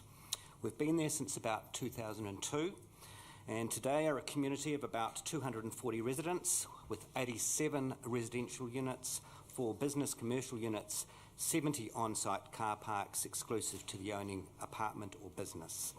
We're a happy mix of owners and renters. And building residents were once, but are no longer, issued with Thorndon residence parking permits. In 2010, the southbound Morning Clearway came in, and this limited use of the parallel parks against the railway fence. Today, those needing to park on the streets must chance find a coupon parking space or use metered spaces. You're familiar with the current 10-hour angle parks against the railway fence and with the 2-hour parks alongside our side of the street. A length of Davis Street that had provided coupon parking room for 5 to 6 cars has been assigned to Wellington Free Ambulance for their 24/7 exclusive use in recent years. There are just 4 coupon parking spaces remaining on Davis Street, with others running about a quarter of the available curb in Hobson Street, Hobson Crescent, and about half the available curb in Motoroa Street. These coupon parks are hotly contested during the week by CBD commuters, with some of the overflow taking the 10-hour park or presumably private parks.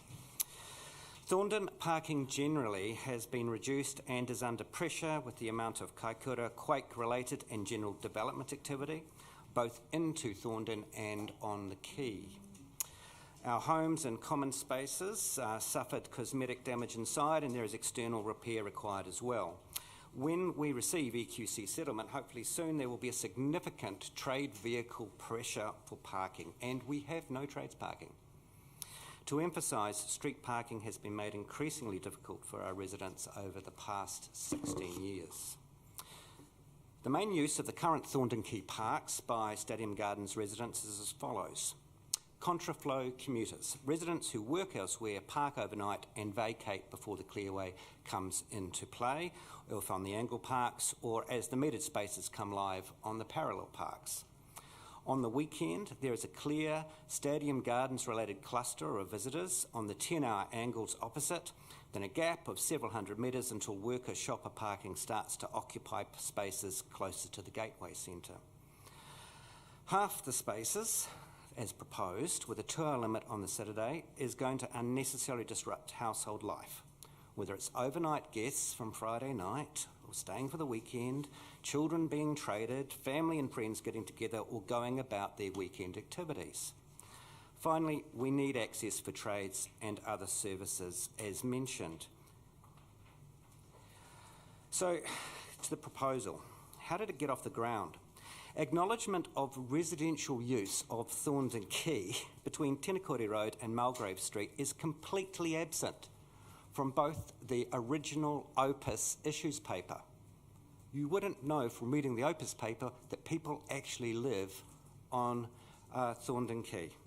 Nor is it mentioned in the final working group report, nor did the working group objectives consider residential impacts when they considered business impacts, nor did the multi-criteria used in the final document make mention of residential impact. We can find no record or recollection of being directly invited to join the process until receipt of the statutory consultation letter which brings us here today. We submit the admission of specific residential considerations and apparent non-involvement of directly affected residents means that the proposal is inherently unsound due to these procedural flaws. To the solution proposed.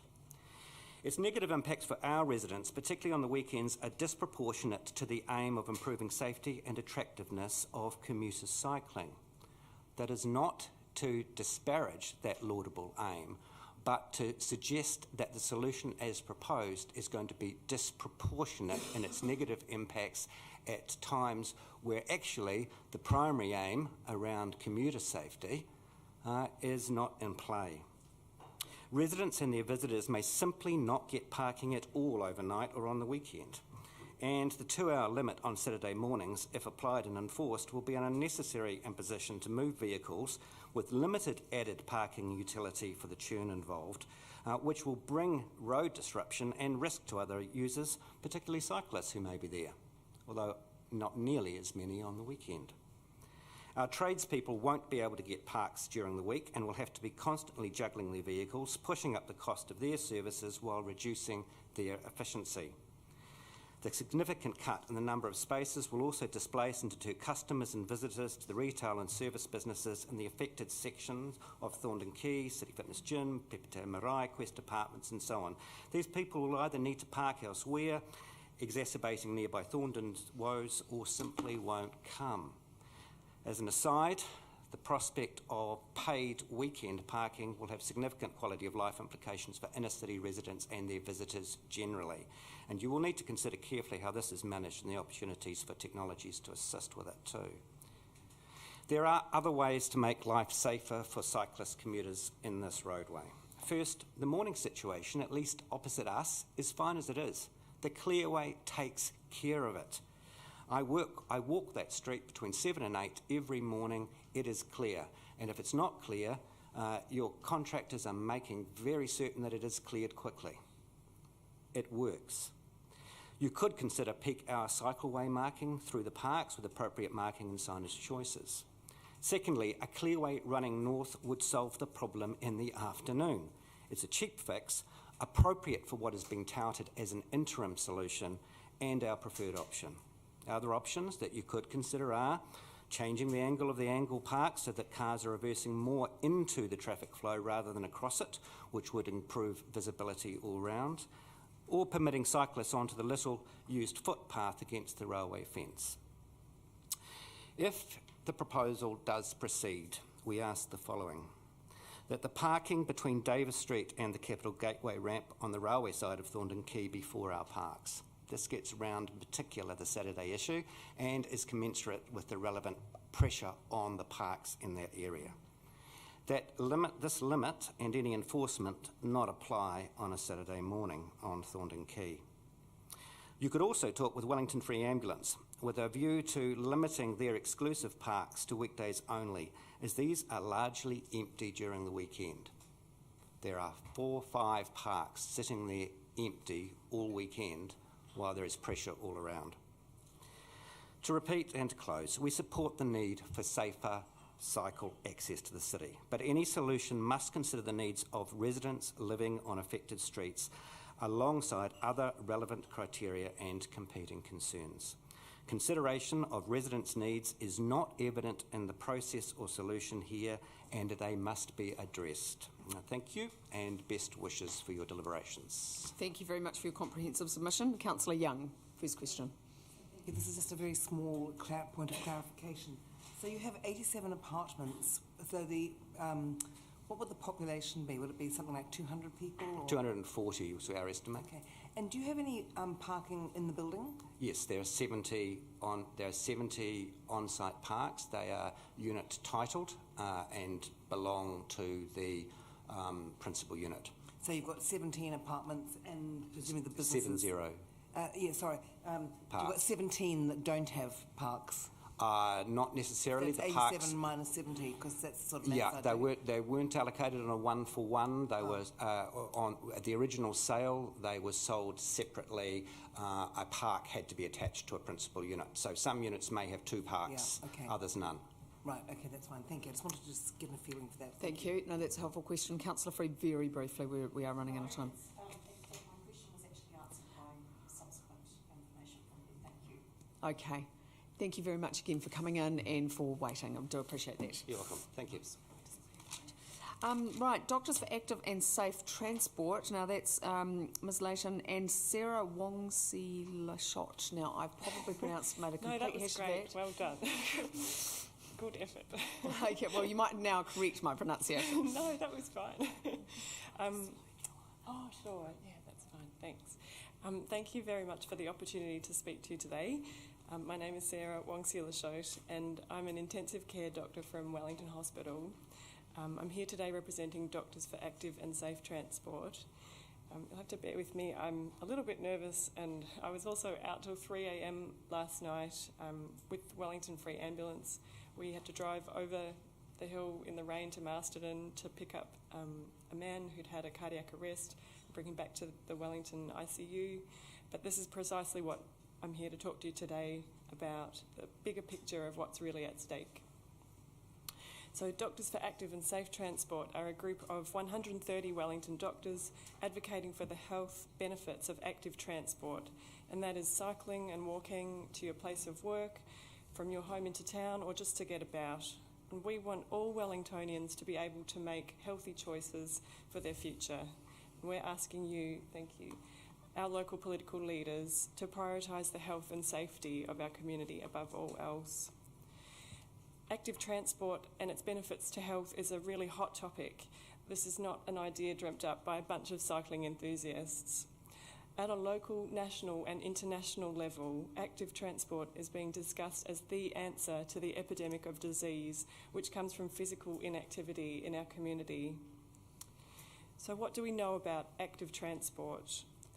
We have good evidence that shows that active commuting by bicycle is associated with a 46% decrease in the risk of death from cardiovascular disease, a 45% decrease in the risk of death from cancer, and a 41% decrease in the risk of death from any cause when compared with commuting by car or even by public transport.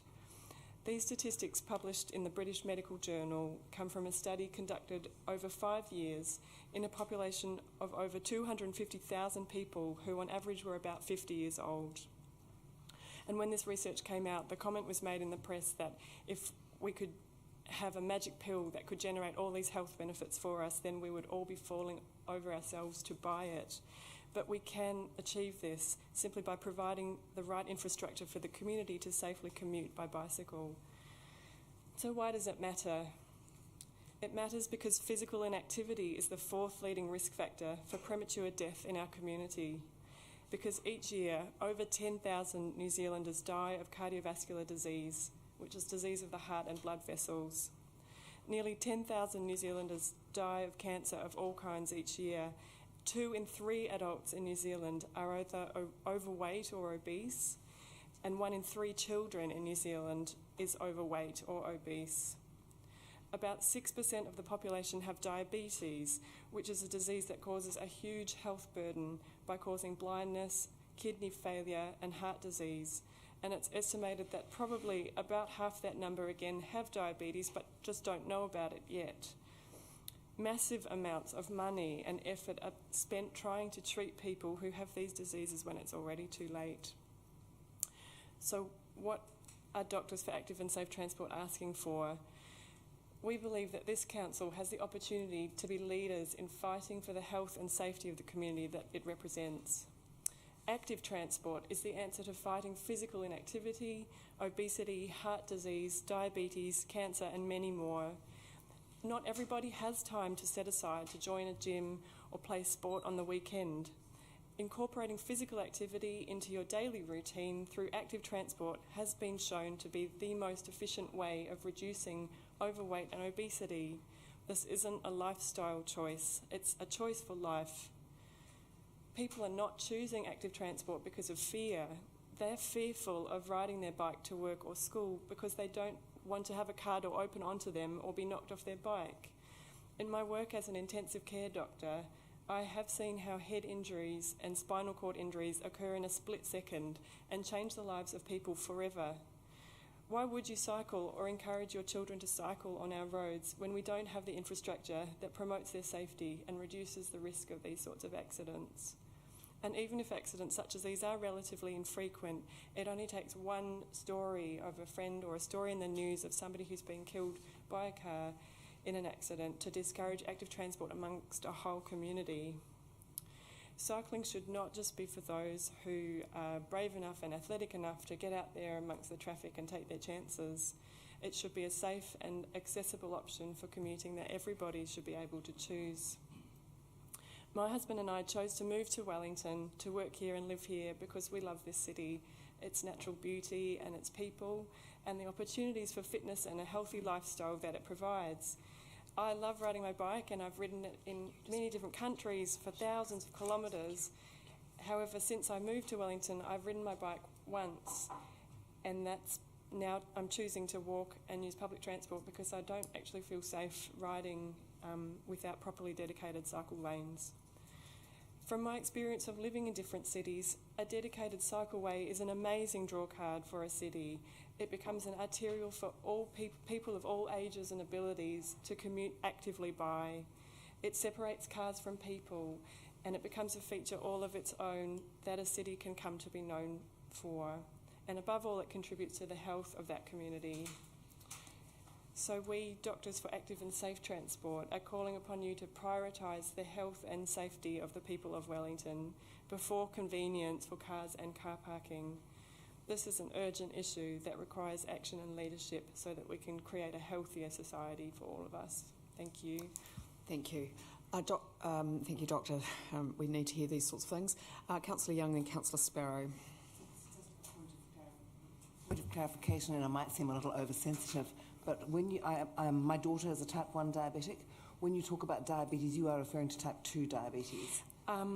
Yes. Yeah, okay, it's just, I said it was correct. sensitive. Yeah, no, okay, absolutely. Type 2 diabetes, which is, as you would know, more related to lifestyle choices. Councillor Sparrow. Yeah, thank you for that. I agree wholeheartedly with what you're saying, but I guess my question is, do you not think we're fighting a losing battle in many respects in terms of I cycled last year in Minneapolis in dedicated cycle lanes, and dedicated cycle lanes are what make things safe. But don't you think that the layout of Wellington, both the combination of the narrow streets and the money it's going to cost us, means that we're not going to achieve what we would ideally like to achieve? Sorry, it sounds a bit like a wet blanket, but I'd love to see it happen, but don't you think we're fighting a losing battle? I think, given the topography, yes, it would be impossible to put a dedicated cycle lane in every street in Wellington. But I think what we're asking for is that for these main commuter routes, streets where people can come into town, that we try to make the infrastructure safer and more attractive to people. You mentioned the issue of cost. The cost, I think, the cost of treating people who've developed disease through physical inactivity is enormous, and we often liken ourselves to the analogy of an ambulance at the bottom of the cliff, where we're trying to patch people up who've fallen off the cliff instead of building the protective fence at the top of the cliff. And I think if we just have the opinion that we can't do anything about it because Wellington is just like this and it's got this topography, then we won't change anything, and we won't be able to at least try to make things better for our people. Thank you. Any other questions? I think I'll recommend that Councillor Sparrow borrows Councillor Free's electric bike to try on those hills. Oh, you already have one. Councillor Sparrow, really? All right. Look, thank you very much. That is a useful perspective. Right, Mr. Johnston, apologies that we are running a bit behind time. Is he here? No, he's not. All right. Mr. Mellor, apologies that our bureaucratic systems didn't get you included right from the beginning.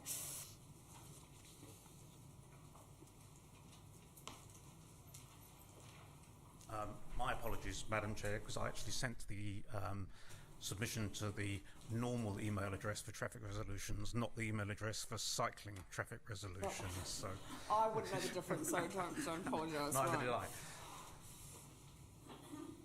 Thank you.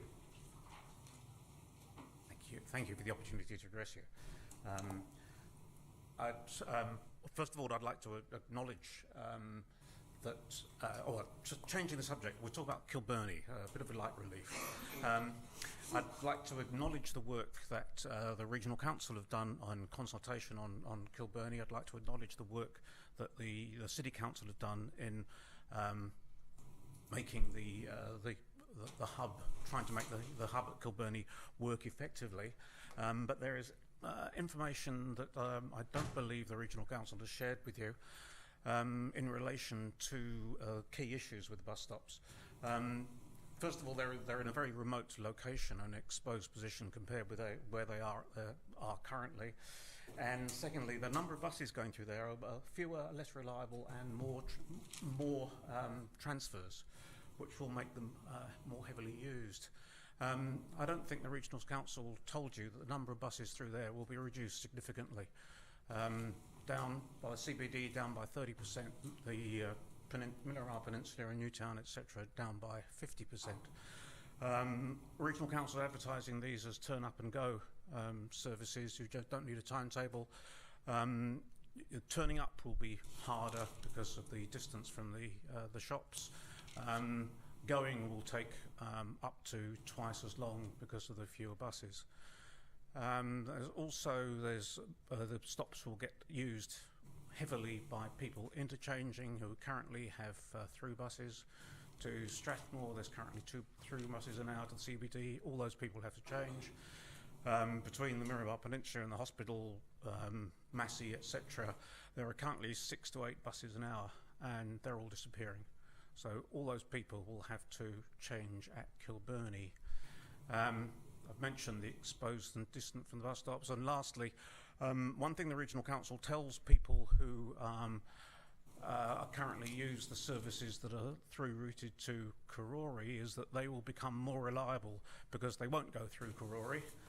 What they're not telling you is that the main spine route to Miramar instead will go to Karori, and they're not saying that will become less reliable, but you can't have one without the other.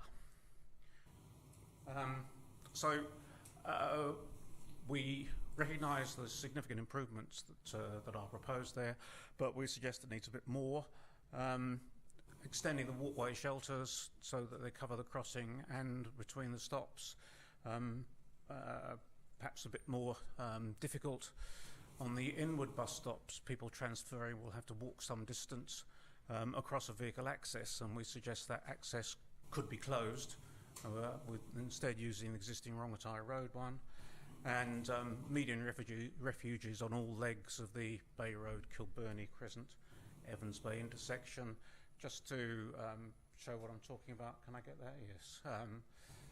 The walkway cover currently, is that coming up on there? No. Currently ends at the Bay Road intersection, which is the left of the picture there. We're suggesting that the coverage needs to include the crossing across Evans Bay Parade and between the bus stops on the south side of Evans Bay Parade and to the bus stop on the northern side of Evans Bay Parade.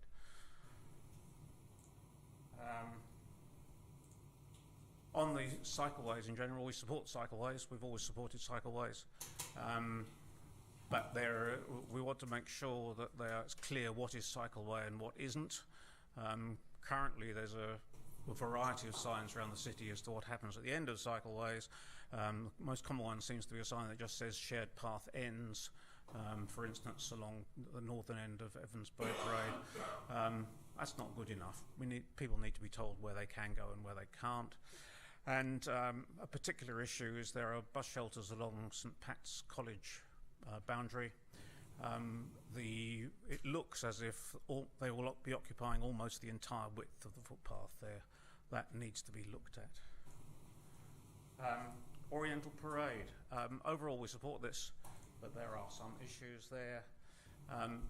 Mentioned earlier that it's a bit odd that the cycleway stops in front of the swimming pool. We suggest it needs to be continued further. Again, it was mentioned that it sort of fizzles out at the front of the Freiburg. It's not clear what happens there, who's supposed to go where, and at the western end, how cyclists regain the main carriageway going along Oriental Parade towards Courtney Place, and how they interfaces with the shared space around Hurd Street are unclear. Angle parking has been mentioned, as well as being a hazard for cyclists. It's also a hazard for pedestrians. It makes crossing the road more difficult. And particularly, a particular pedestrian issue is that parked cars on angle parking overhang the footpath and can often reduce the available width significantly. So that we think that needs reviewing. Much of Oriental Parade has all-day commuter parking, whether it's paid or coupon parking, and we don't think that's appropriate. Reduced parking time limits would let more people visit Oriental Parade. Should it be a car park, or should it be a place that people can actually go to for its own benefits? But we note that the mobility parking does have a 2-hour limit, so if you're less able, you only allow 2 hours. Otherwise, you can spend park there all day. There's street parking for motorbikes, which we support, and we suggest that any bike parking is there rather than a pedestrian space. And we certainly don't want any reduction in the current green areas, including trees. And that's it. Thank you. Thank you, as always, for your thoroughness. Any questions, councillors? Yes. Really quick one, Chair. Mike, thanks for all that and your great work as usual. I was surprised also to see that proposed new bus stop opposite St Pat's presumably for Route 24, which seemed to be a bit of an orphan. What say we move that back to closer to the aquatic centre and the library, where it would actually be useful to people in Evans Bay Parade? Hadn't considered that, but yes, that would probably not be unreasonable, because the catchment area there is primarily St Pat's, who are primarily school buses. Yep. Okay, thanks, Mike. But our concern is with the stop on the other side of the road, where the shelters will seem to be blocking almost the entire width of the footpath. Oh, and sorry, and a second question. Were you aware that the good folk who run St Pat's were amenable to setting the shelters back in the school grounds with some conditions, but they were amenable to that. In fact, they suggested it. That would be a very good approach. Thank you. Thank you. Councillor Freed? Yes, just getting back again to St Pat's and some of the concerns they raised at our forum. They suggested some signage because, you know, there will be times when there will be a lot of activity on that footpath. Kids trying to load onto and off buses and possibly cyclists as well. Would Living Streets see the addition of some sort of appropriate signage indicating a special conditions around schools as appropriate? Well, if there's an uninterrupted footpath of the proposed width, which I forget what it is, but it's reasonable, I think we'd be happy. Obviously the most significant users of that footpath are St Pat's kids. And it becomes really busy at peak times. At other times, it's not too busy, but it needs to be kept as an important through route. And the other thing that they were quite keen is they wanted the pedestrian crossing shifted towards the KFC end by about 50 metres. But do you have any particular view about pedestrian? And that was really, I think, just because there are kids crossing from the park side to the school side for both schools, and including the intermediate. Do you have any particular view about the location of any pedestrian crossings? Just trying to picture it. There's the refuges are proposed to be changed, and I don't. I'm speaking entirely off the top of my head, and my picture is not entirely clear in my mind, but I don't know if that sounds as if it could be okay. Okay. Thank you very much for all the time and effort you've put in. Thanks. Appreciate it.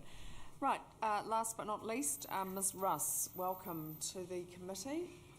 It's Rush now. Oh, Rush. Apologies, it was a typo. Rush.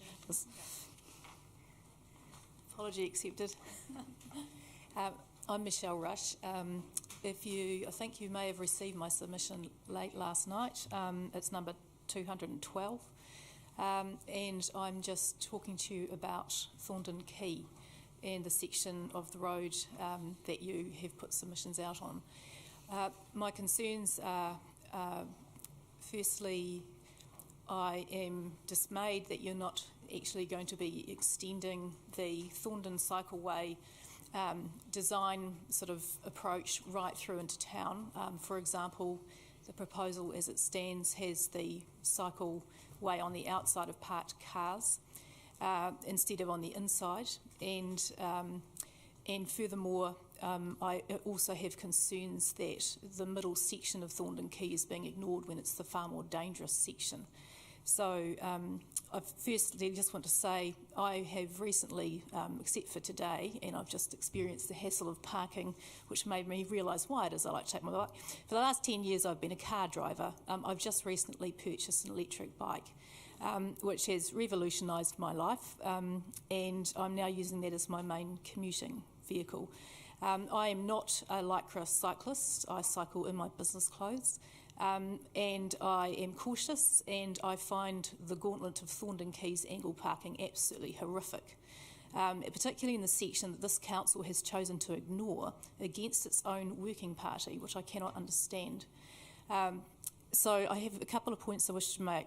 Firstly, the level of service for the section you are doing should be at the same standard as the rest of Thorndon Quay, which means a completely separated cycleway and walkway, as you have done very well in the section around where Niall Gorge comes down and goes to Aotea Quay over ramp. That's actually now a reasonably pleasant ride. It gets tricky when it goes back onto the narrow, bumpy footpath through the section to Tinakori Road intersection. However, I know that that should be able to be easily fixed. It becomes horrific from then on because of primarily the very badly designed angle parking, which as a car driver I find equally hazardous. And I feel that you are abrogating your responsibility for health and safety by putting the so-called concerns of businesses ahead of health and safety, and I cannot understand that because I believe somebody's going to end up being killed before you fix that. I myself, when I'm cycling along there, frequently having to swerve around parked cars. I do not travel at the peak, so I cannot take advantage of the clearway. Because I work from my home office, I'm often travelling off the peak and I'm coming home off the peak. It means I'm having to negotiate angle parked cars which literally poke out across the cycleway.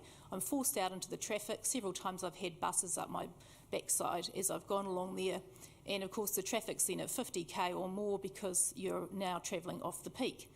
So what I'm pleading with you to do is actually address the real issues here, which are safety, actually have a seamless and continuous cycle path for Thorndon Quay of a high standard like you have at the bottom of Nile Gorge, which means separated completely from cars and separated completely from walkways.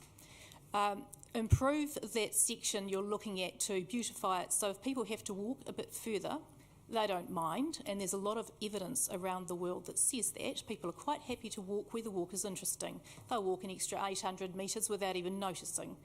Finish it to a high standard so it's accessible for everybody, whether they're able or disabled, and continue that right through the entire of Thorndon Quay.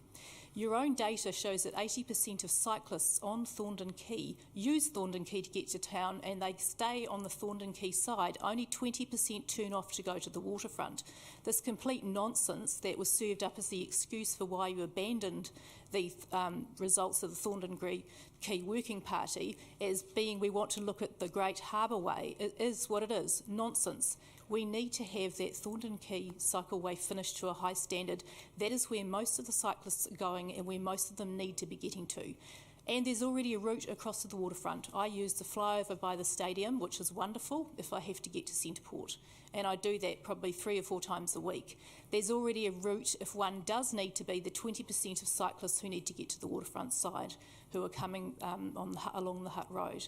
So please could you stop putting the concerns of so-called businesses ahead of people's safety, because that's what I'm seeing here. Somebody's going to be killed on Thorndon Quay, and I'd like to see what you'll be saying about that when that happens. It really does concern me. Just something else, now that I have my bicycle, I actually stop and shop on Thorndon Quay, and I spend money.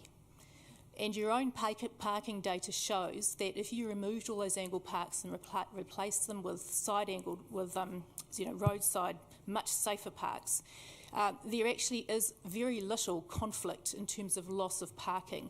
That's what your own data shows. So I cannot understand what this concern is. As a car driver, I'll be much more likely to park there if it's side parking rather than angle, for the same reasons as I find it so dangerous as a cyclist with angle parking.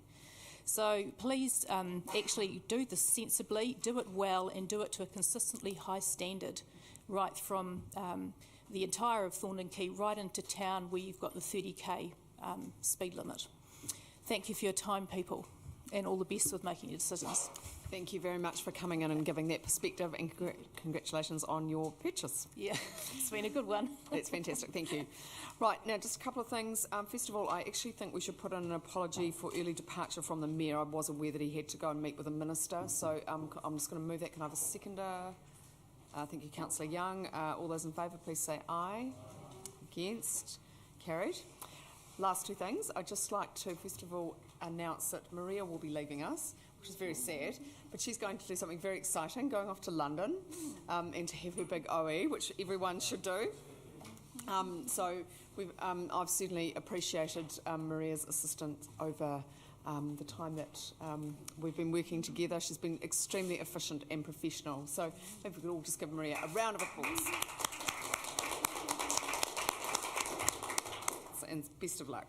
And just last thing, Councillor Day's just asked me to say that we are going to be given some papers for the council meeting. We're going to have some time to read them, and then we will go into council, and there will be some lunch. Oh, sorry, yes, we do have to make the recommendation. So that's the process. Do you have a question? Oh, yes, yes, and you want to do your presentation at 12:30. I've pushed my presentation back to 12:30 for those who can attend, which should be about right. There's only a couple of regional councillors that are available to come. Have invited senior officers to come as well, and there'll be lunch just before that. And then there's another meeting at 1 o'clock, so we are in a bit of pressure. Right. So last thing, Councillor Free, can you please move the recommendations and we'll get a second in. I did actually want to just say a big thank you to the Communications and Engagement team from this, and Paul's team. They have worked really hard to make sure that the information that the public gets to see on our website is clear and that it's accompanied by really appropriate diagrams. And I think that the fact that we've had such informed viewpoints coming back is actually a tribute to the work they've done to make sure people are informed. We've had a lot of submissions, obviously, through the written process. We've also had our chance to get around the table and meet with some of the submitters and have in a more discussion-type format. Thank you, Diane, for suggesting that. We've heard quite a lot today. We'll obviously have a lot to work through to collate that and work out where we're going with the reports, which will come to us next week. In the meantime, I'm very happy to move that we thank all submitters.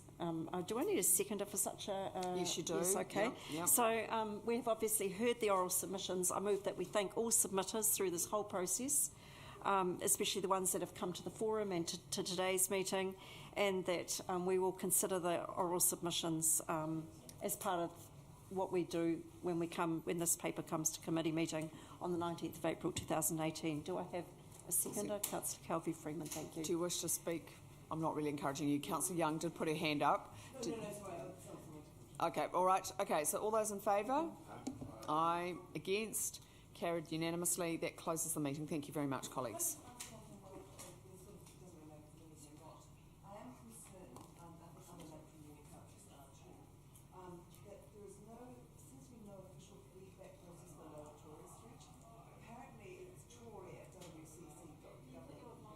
Yeah. Apparently there is an email of Tory at WCC, but normally we have something on the website or we have...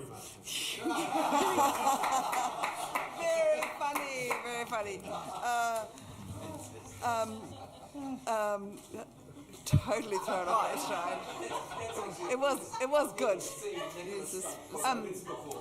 So it's just I don't understand why we have an inconsistent approach to submissions on this, because people are for it and they're against it, but they need to have their voices heard. And there are some little postcards which have, how would you sum up in one word your response, which is not consultation.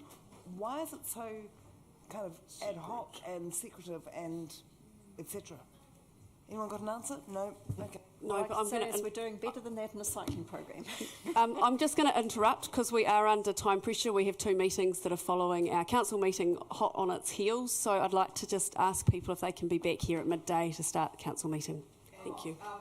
That question can be answered. So I would expect Councillor Calvert probably you maybe could have a look into that issue that Councillor Young's raised. Thank you.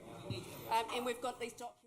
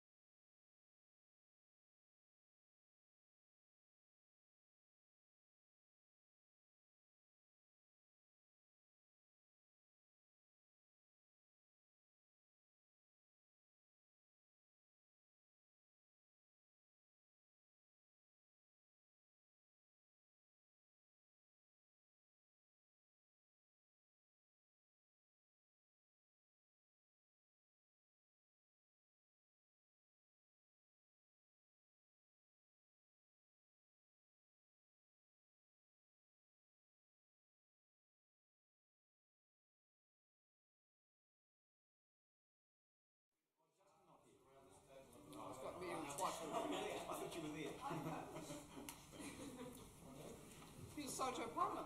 Sure, for a good sum. Good sum, I'm sure.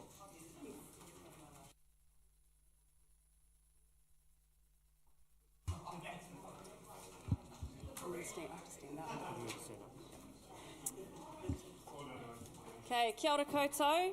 I would like to open the meeting, the council meeting that was adjourned on the 5th of April 2018. I'd like to advise councillors that officers have provided a copy of the updated consultation document, both via email and the tabled document at the conclusion of the last meeting, CSC meeting this morning. Could you please note, so councillors and members of the public, please note that the council meeting will be live streamed to the web. And a reminder to councillors that voting is by division only.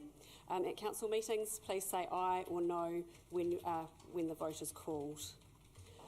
I'd like to ask councillors if they would like 5 minutes to have a look through the document, or if they feel they have had enough time to look through. The changes have been marked in red from the audit process. Do councillors feel they need an opportunity to read it, or are you happy to continue on? Has everybody read it? Indicate by a hand up, just so I know that people feel comfortable with moving on. Okay, fantastic, we will move on. So I'd like to invite Bede Kearney from Audit New Zealand to provide his audit opinion on the long-term plan consultation document. Thank you, Bede.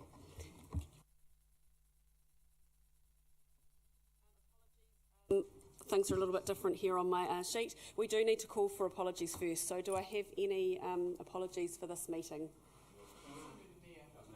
Yep. So we've got the Mayor Justin Lester, and I think everyone else is here. So I'd like to move that we accept the apology for Mayor Lester. Do I have a seconder? Thank you, Councillor Young. I now put the motion which has been moved and seconded by division. Those in favour, please say aye. Those to the contrary, please say no. I declare the motion carried. Thank you, Bede. We'll move over to you now. Thank you.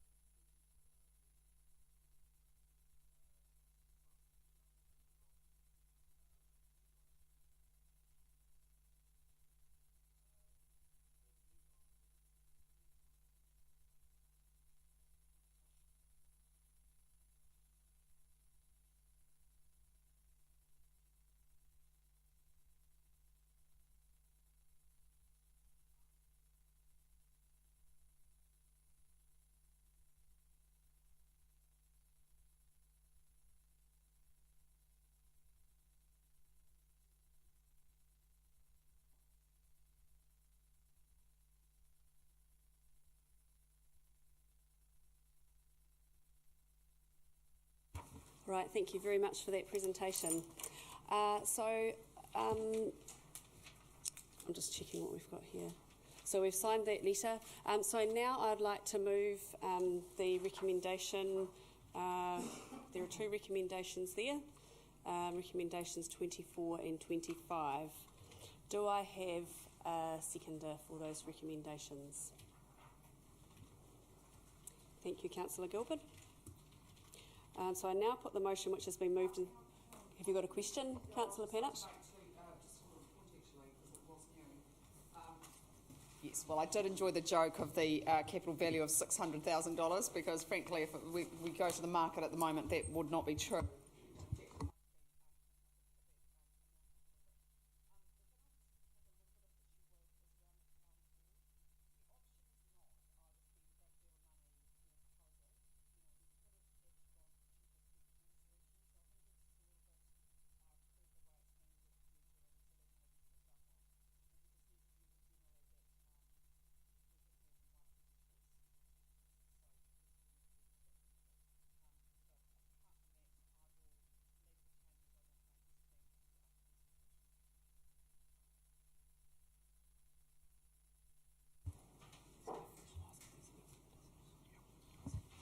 Is there any further discussion from any councillors? Councillor Foster?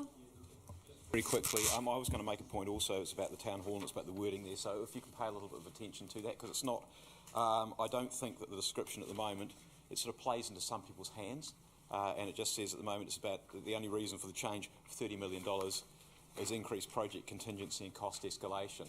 I don't think that's entirely accurate. I think that the nature of the project itself is not the same nature of the project as it was 3 years ago. So I think we also ought to think about this, what's in the scope, the way in which it's being treated. The scale of strengthening is different, and the treatment mechanisms, and also the fact is, obviously we're building it in a way around a particular occupancy, which wasn't the case 3 years ago. So I think the wording, Iona's dead right, I think the wording needs to be just played around a little bit with so that we actually get a fair description.